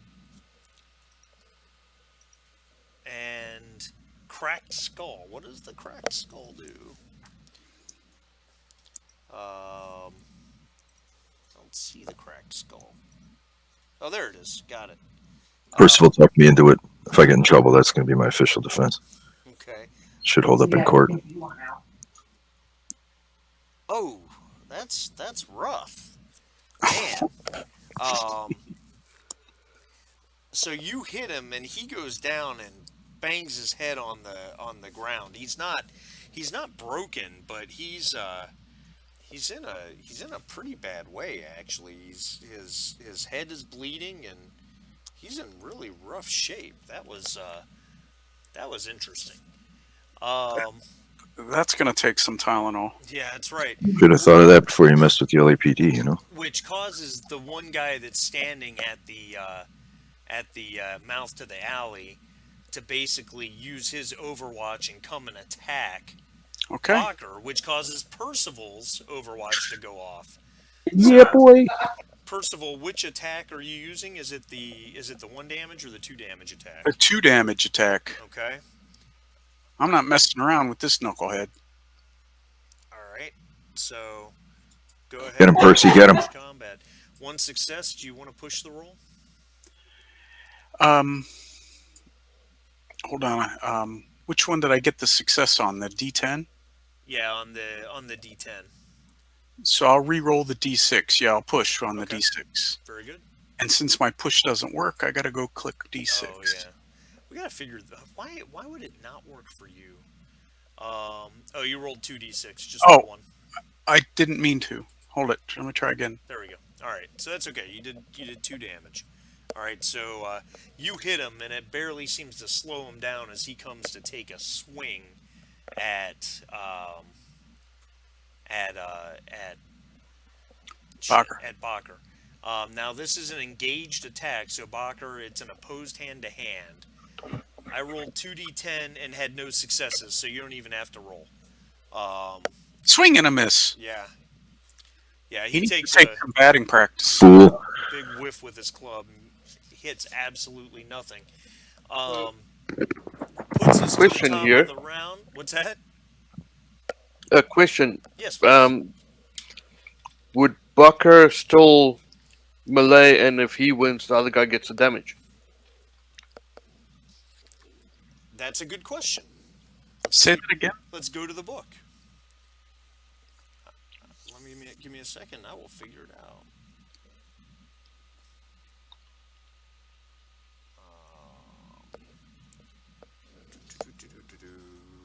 Dun dun dun. Yep. Yeah, The that's what winner happens. of the Yep, you're Yeah. right. So actually, Bacher, you have that option because this is an opposed close combat attack. Even though he failed, you can still roll close combat, and if you have successes, he takes damage. Hot dog. I like this game. Go for it. Yeah, Man. so hand to hand. Yep, Take that, bitch. 2 successes. So you did 2 damage. Now, wait a minute. Okay, so they're both successes. Yeah, they're both. Well, no. The 11 gave The you 11 2 is so I can successes. push You and can get more push the 5 successes. if you Oh, want. yeah, that's happening. Sorry. It's okay.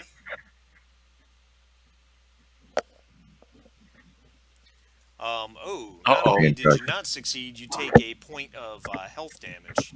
I hurt myself. Yeah, you did. But Threw my that's okay. shoulder out. You did. I'm like 2 I'm like damage. Riggs from Lethal Weapon. That's right. Murtaugh, it's the old shoulder injury. Um, Sorry, that's a horrible. that was horrible that, Riggs. that was a very very. I wasn't ready for Riggs. That's okay.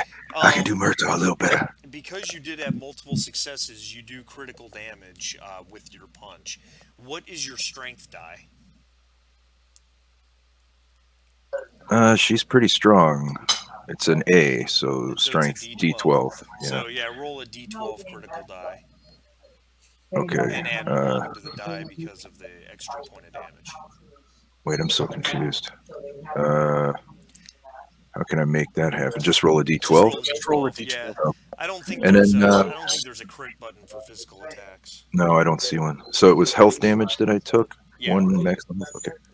All right, so he takes a swing at you with his club and misses, and you, with your combat training, you put a nice nasty counter punch right into his gut. Pretty sure you felt something pop in there. Yeah, very good. All right, so Is this guy a replicant too? Can I tell when I punch him? I would say I'd say he probably is. Yeah. Yeah. So all of that was Overwatch reactions, which puts us to the top of the round. Fenna is unconscious. Percival, it's your turn.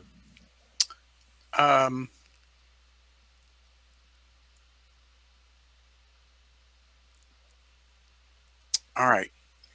Hold on. I'm thinking I got to decide whether I'm going to run by this guy to secure our prey or if I should just shoot him. You know what? Standing right there, I'm just going to shoot at him again. At the one attacking Bacher. Bacher, yes. All right. So, which attack are you doing? I'm doing the two shot. All right. The sonic burst or whatever Sonic it is. burst, whatever it is. All right. So you have a success, which does 2 damage. You can push the roll if you want to.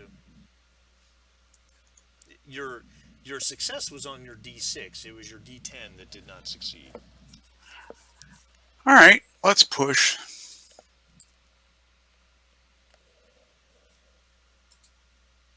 Yeah. Yeah, no good. That's all right. All right, you did 2 damage to him. Um, yeah, he's been shot a couple times by sonic rounds, and on top of that nasty punch he took from Bacher, yeah, he's not doing too hot, and that makes it his turn. The other guy that went to go pick up Styles he picks himself up off the pavement and again goes to pick up Styles. Um, he's got disadvantage. All right, so he's hefting Styles up.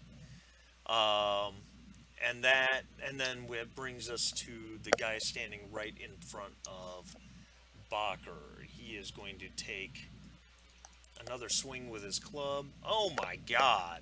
Wow. Bacher, do you want to try and counterpunch this like you did the last one? I mean, these are free attacks, Yeah. so I'd be crazy not to. It's true. Right. Yeah.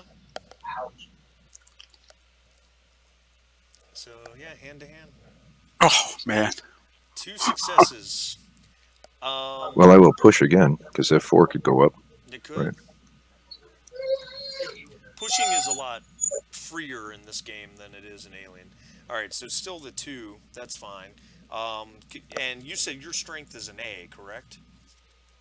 That is correct. She's beefy, man. She works out. So I need you to roll a D12 and add 1. Ooh, 10. 10. Oh. 9 plus 1 is 10. Karate chop. Yeah, he takes a swing with that club and he whiffs, and you come around with a left hook and connect right into the side of his head. And when that happens, there's an audible cracking from his neck. And Colonial Marines, motherfucker. Yeah, that's right. he goes down like a sack of potatoes. Okay. And you still have your turn left. Yeah, and it's your turn. Time to put a cap in that other guy. Does he look like he wants to surrender? Probably not. He's trying to get away with Styles. Headshot. Let's do it. All right. So, where are you firing? Your 44 round? Oh, yes, sir. Okay. 1 success. Do you want to push? Yes, please. All right. Oh, only 1 success, and you take a point of damage. Oh. I've hurt myself twice in this combat. Right. But you hit him, and you pound another round through his back as he's picking Styles up off the ground. Blood.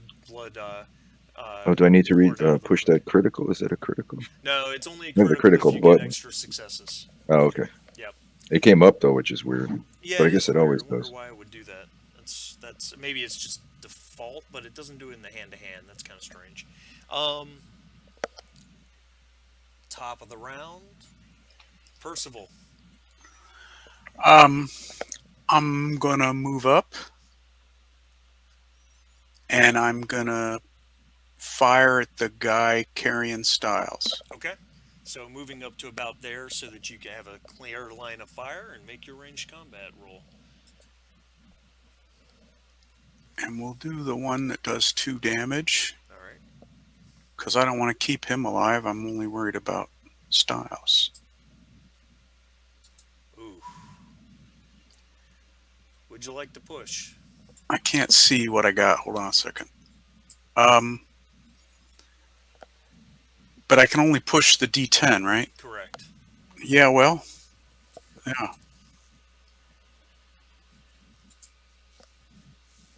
All right, so that's a success. So you hit him.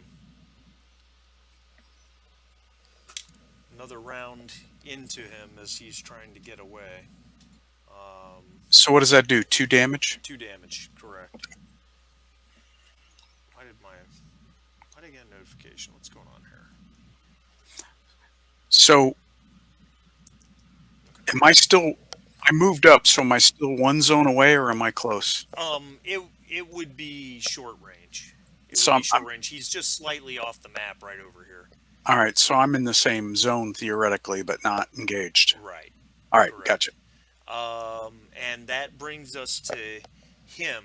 He is going to move a zone away, which puts you guys at medium range, and then he's going to try and make a mobility roll, which is going to be very hard for him to do because he has disadvantage to try to get further away.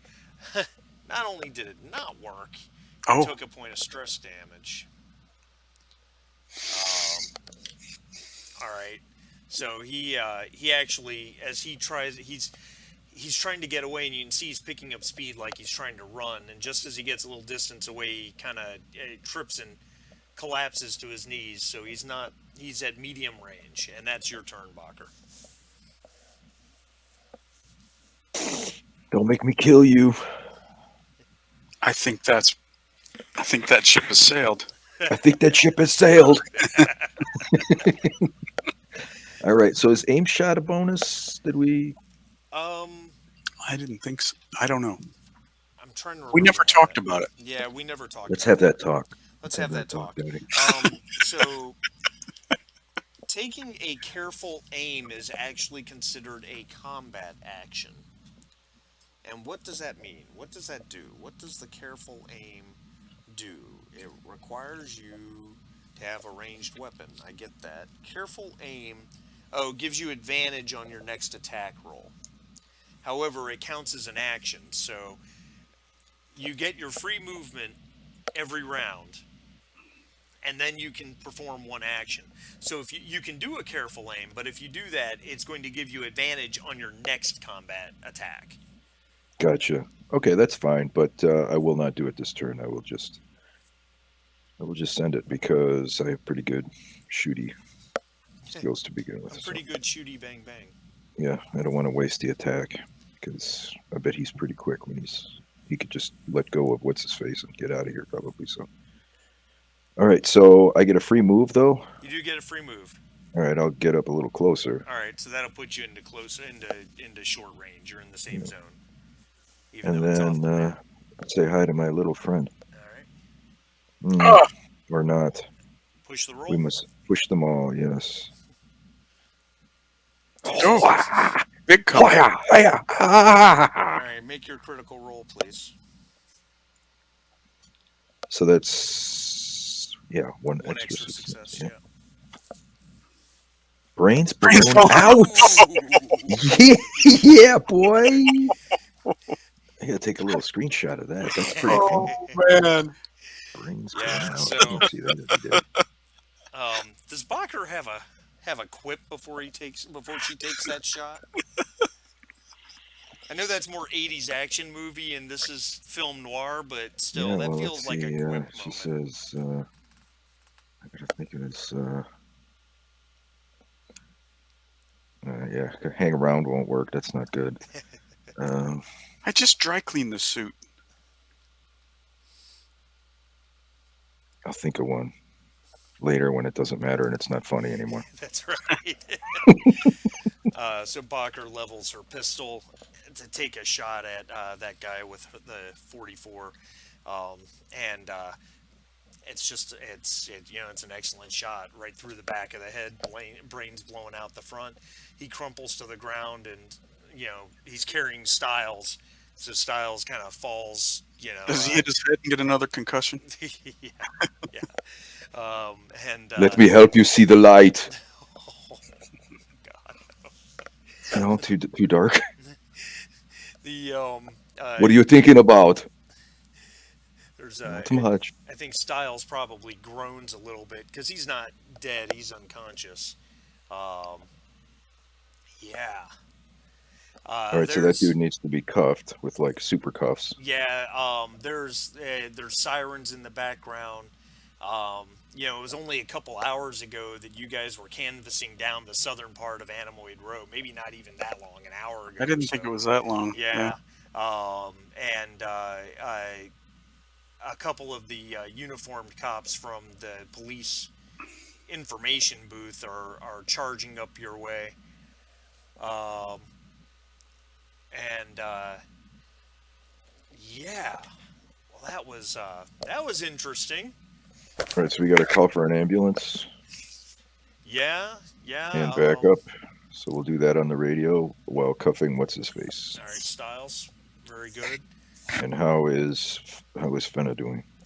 Fenna is she is unconscious. She will. The way healing works in the game, that is a good question. Um, the broken arm takes a month to heal. So for a month, Fenna does not have use of one arm. Now the I do have to look up really quick how healing health points and such works. So give me 1 second. I'll figure that out while you guys figure out what else you want to do. Um, there, your uniform guys that are showing up. I'm sure they're making the call for ambulances, officer down, that type of thing. They're also calling for they're probably calling for a meat wagon for the other two guys, um, because you barehandedly broke one guy's neck with a punch to the side of the head, and then you blew the brains out of the other. That's pretty serious. Let's see here. I know resolve is restored by downtime, but I'm trying to Page see. 71, recovery. Ah, On your own, if you're broken and no one is around to help you, you automatically recover 1 point of health after one shift has passed. First aid, someone can help you recover by administering first aid to you using the medical aid skill. Emergency gear give an advantage. If perfect. the roll is successful, you immediately regain health equal to the number of Successes. successes. So do either of you have medical aid? Well, everyone does. I guess it's a question of to what level. Well, let me look. Because the other thing is they can transport her back. I am a Unless I'm C. mistaken, um, the LAPD tower has its own medical facilities specifically for cops. Which would mean that with facilities, that would be a pretty high roll. I have a Bravo in medical aid B. Okay, and then your intelligence as That seems well. pretty good. Hey, dole some of that out to me too, will you? I took two points of health that I did to myself. My karate was very strong but indiscriminate. All right. So Sorry, that was funny. Bacher, if you take care of Styles, I'll look to Fenna. All right. Roger that. So how does this work then? If I apply first aid to Fenna, Just roll your medical aid. One success, you can push the roll if you like. that would be the D6. Yeah, Yeah, my push still isn't working, so let me go to the D6. that's so weird. All right, All nothing. right, So but one success, so you determine that she has a broken arm, and that's going to take some well, I some determined that time. when I heard it snap. Well, yeah, right. But and then she can, and then you gain 1 point of health back, Fenna. You're at least on your feet, but you've been beaten up pretty badly. You don't feel that great. Um, and then Yeah, Fenna, you just stand right there and take it easy and wait for the medical guys to show up. We'll get you back to LAPD and get you fixed up. Sounds good to me. Yes, I'll just wait here. so looking at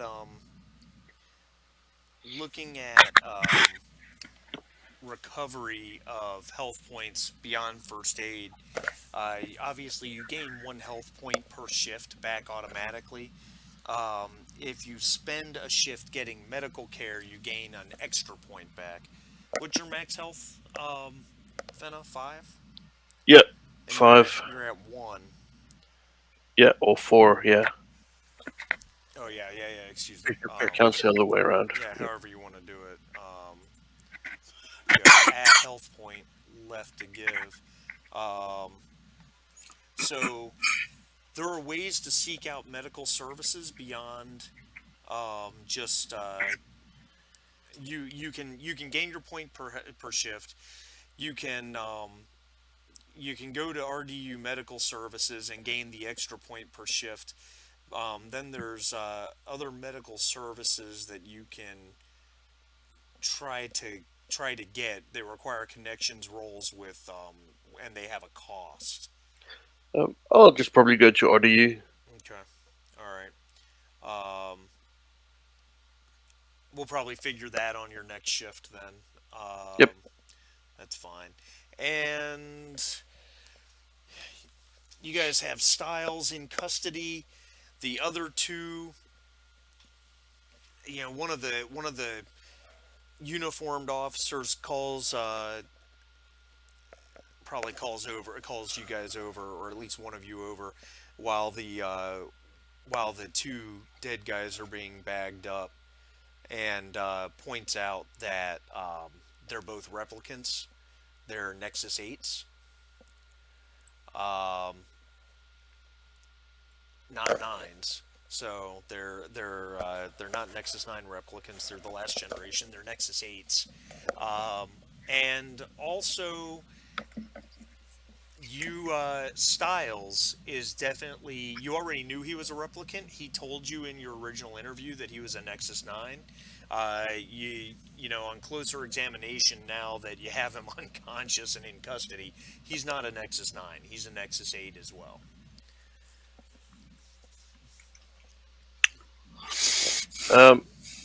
We go through the pockets of the people that we killed.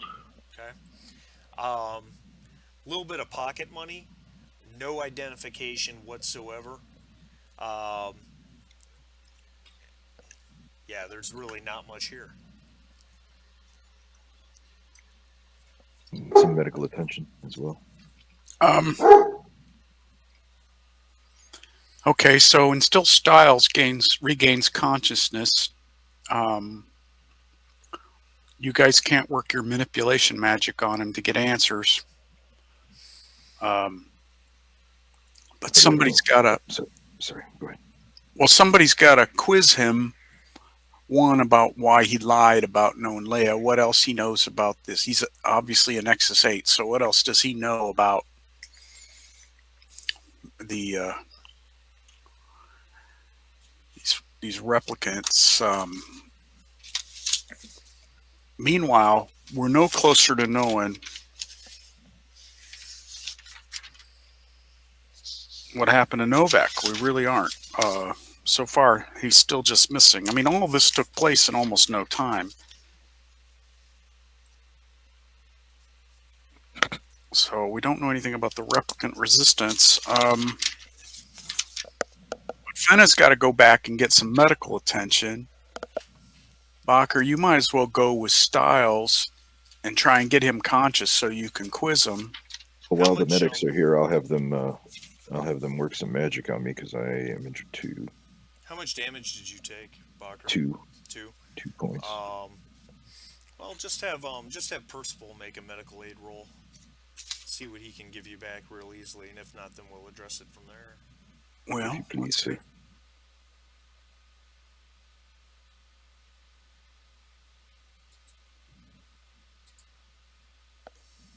Sweet.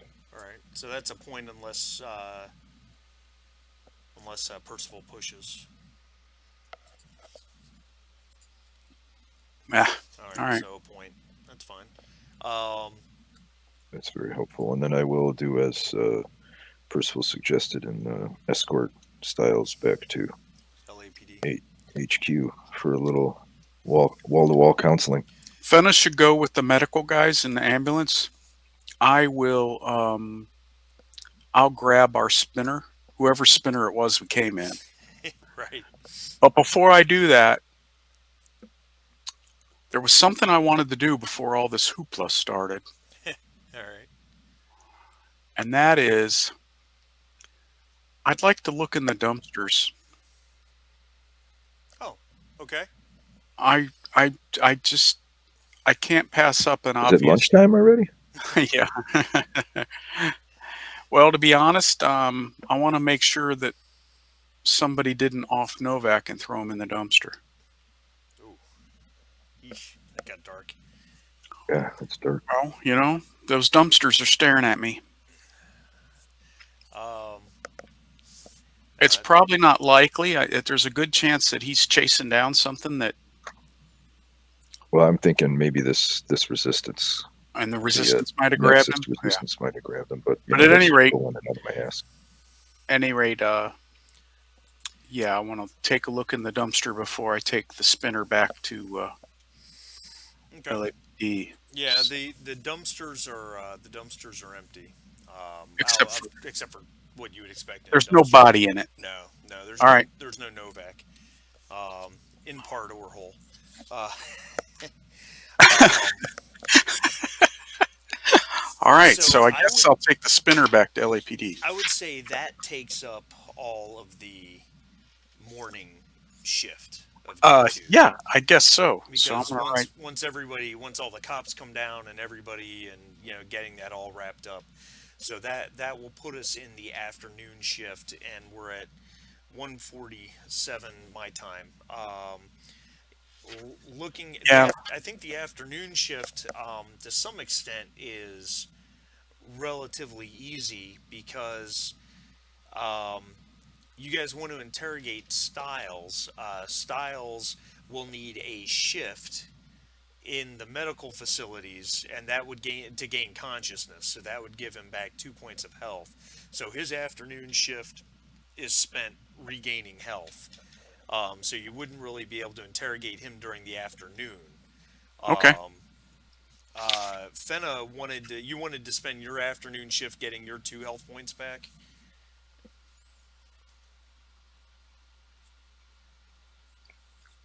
Yes, but I'm a replica and I'm going for medical aid, so I gain 3 back. Oh yeah, very good, very good. That's true. That's true. So that'll take your afternoon shift. Um, Bacher, what do you want to do with your afternoon shift? Oh man, Which you could choose to basically take a shift of downtime and heal a point, or a shift of downtime with medical aid to heal 2 points if you wanted to. You don't, just putting that option out there. no, that's good to know. It's just that I'm feeling the time pressure to try to wrap this, Yeah. either one of these two leads that we have. Well, not leads, but avenues of inquiry, because we got in this big gunfight, but until we interrogate Styles, we haven't really learned a whole lot. Do we want to go back to Animoid Row? Is there somebody that might like to do that? I definitely don't want to do it by myself. Well, I don't have to. That place is scary. Um, Well, Fenna's out. Obviously, Percival can go with you. Okay. So should we try to tidy that up and see? Well, what else do we have to do there? We're still looking to see if anyone saw what happened to. Yeah, my first thought is, Novak, to see if somebody saw him get grabbed or get in a car with somebody else or do something like that. We only have a description of the bald guy with the strange eyes, 70 years old, in a nice suit, right? We don't have a picture. We just have a description. Correct. So we could ask about him too. We still don't know, where Leah went. I mean, she could be in one of these stores, like hiding out. Well, I guess that's a possibility. So Not okay. likely, but it's the last place she was seen. So. But I'm with you if you want to do that. I have a question about how does your resolve, i.e. stress, how does that go down? It heals 1 point per shift of downtime. downtime. So it stays where it is until I take a shift of downtime. Correct. Okay. And there are things that can sometimes heal an extra one here or there, like not that he's around, but Novak has a talent called Smokes, which lets him. He doesn't have to take a shift of downtime. Once per shift, he can smoke a cigarette and drop his stress. I haven't really paid any attention to talents. Where do I look for I talents? don't think you have any I don't think I have any. because Where would they be if you had them? they're further down the character sheet under your weapons. Oh, under They're called Specialities. specialties, yeah, specialties. yeah, or specialities, And depending I on got what nothing. country you're from. Oh, you're right. Specialities. So, I got nothing. I'm not special. so I think that's a good place to Okay. call it. When we come back next week, we'll focus on Bacher and Percival doing the afternoon shift in Anemoid Row, and because Fenna's going to be chilling out, receiving health points back, just healing, getting medical aid, and then we'll go from there. Does that sound good? Yep. Yep. I think combat is probably a lot smoother than it seemed here, just because we were a little unfamiliar with the system, so it felt a little clunky. But it's actually, I think it's actually pretty simple once we got used to it. No, I'm just glad we got to shoot some stuff. Combat also doesn't seem quite as deadly as Alien, but still pretty deadly. Well, yeah. yeah, If true. we had see the I mean, when you can blow brains out, yeah. it's pretty deadly. Well, But what's nice is the stress is not such a big issue. Like my problem with Aliens, as much fun as I had, which is a lot of fun, I feel like stress is one of those game mechanics that it's almost a little bit it's a little bit too problematic for my personal taste. Like, I get what they're trying to do thematically, and that's clever, and I like it. But it's the problem with it is such a slippery slope that you can find yourself not wanting to take actions that are not 100% Well, I think absolutely necessary, because you can give stress to everyone else yeah, if you fail. I think that's might be my issues. There's maybe too many ways that you can give stress to others. And so, like, in one round, like if we come into a room and we see something horrifying, everybody gets to stress, and then I make a roll and flub it, everybody else gets more stress.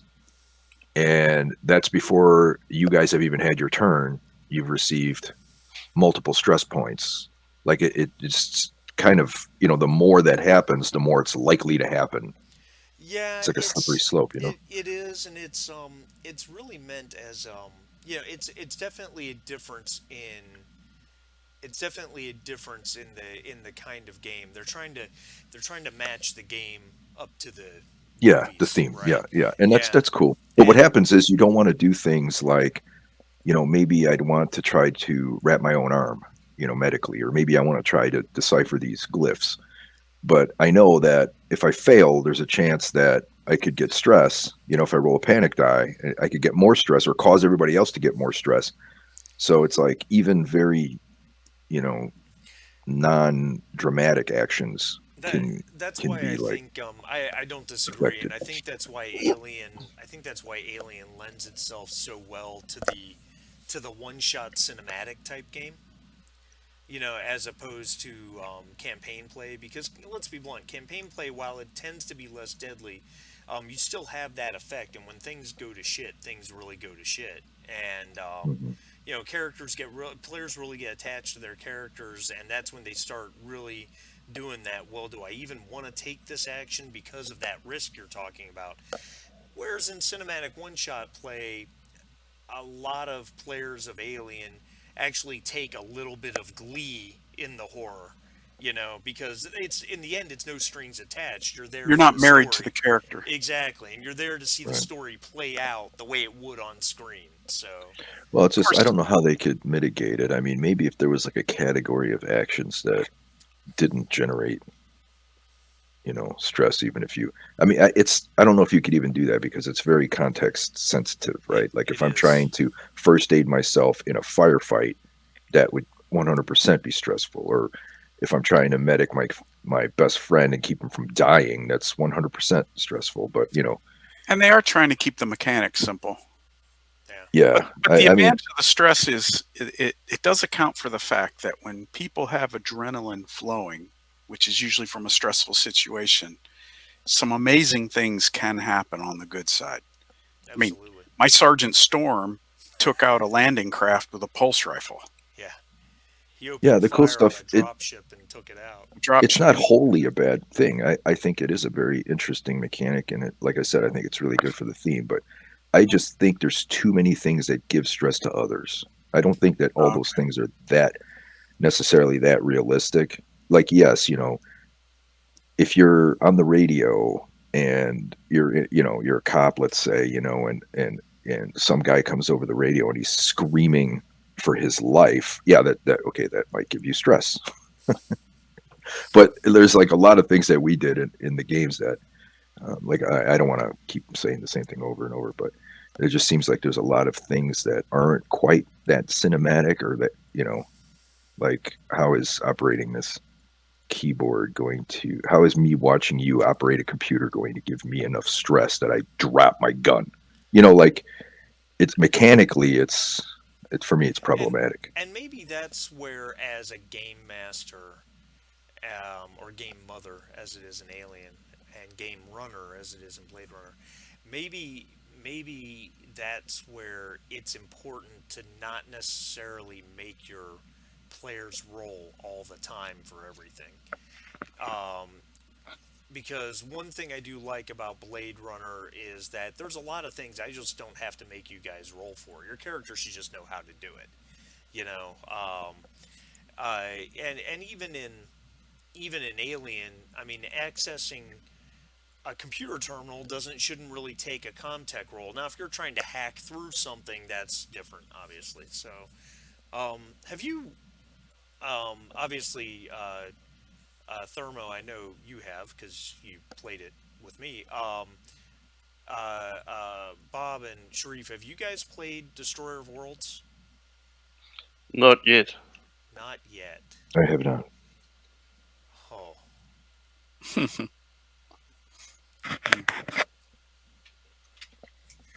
that's interesting because I'd love to run Destroyer of Worlds again at some point. Um, the problem with that is, number one, Thermo's already played it, so he can't really play it again, No. and that stinks. But the other thing is, there's a lot of player characters in Destroyer of Worlds, and we had what? We had 5 players, right? Yeah, we had 5 players, Yeah, we and had that 5. still left us with extra characters. Well, extra characters at the beginning. Yeah. Let me put it this way. If all you had was 4 or 5 total, you'd not make it through. No, Couldn't. no. But maybe that would be something we could consider. I could, sometime in the future, I could run Destroyer of Worlds. Hearing you guys talk about it, it's making me think of like the old school first edition D&D modules, like Tomb of Horrors or whatever. You need like 10 characters if you're even thinking about making it through. Yeah. Here's a Tomb of stack of Horrors was pre-gen. a lot of fun, but it also had some unfair stuff in there. Well, it's such a,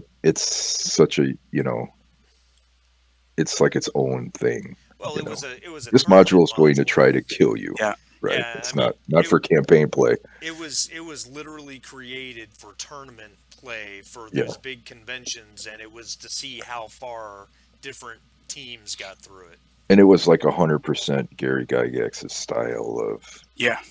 dungeon Yeah. crawling. Like, that's what he considered the pinnacle of a And module is. there's only 3 real monsters in the whole thing. Yeah. The Lich, the fake Lich, and then this gargoyle creature, and that's it.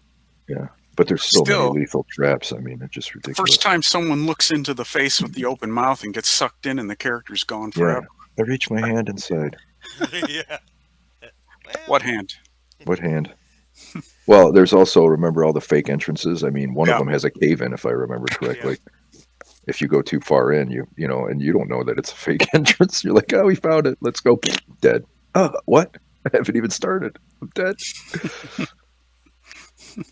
All right, I gotta go. All right, we'll see. Later. Thanks, everybody. Yeah. See you Hey. guys in a week. Yeah. Nice shooting, Tex. If you two are interested in playing Destroyer of Worlds, that's something we can try to figure out in the future. I would just need to I need to scrap together some other players. I'm down for whatever Yep. shenanigans you cook up. Destroyer of Worlds is great. It's absolutely great, but the average run is 20 hours. It's long. It's long. There's a lot to do. Yeah. Sounds Well, good. it's a campaign. Yeah. So, all right. Well, cool, guys. We'll see you next week. I really appreciate you guys coming. It was a lot of fun. It sure was. Yep. Thank you again. It was. Thanks a lot. All right, See Thanks, you Bob. guys in a Have a week.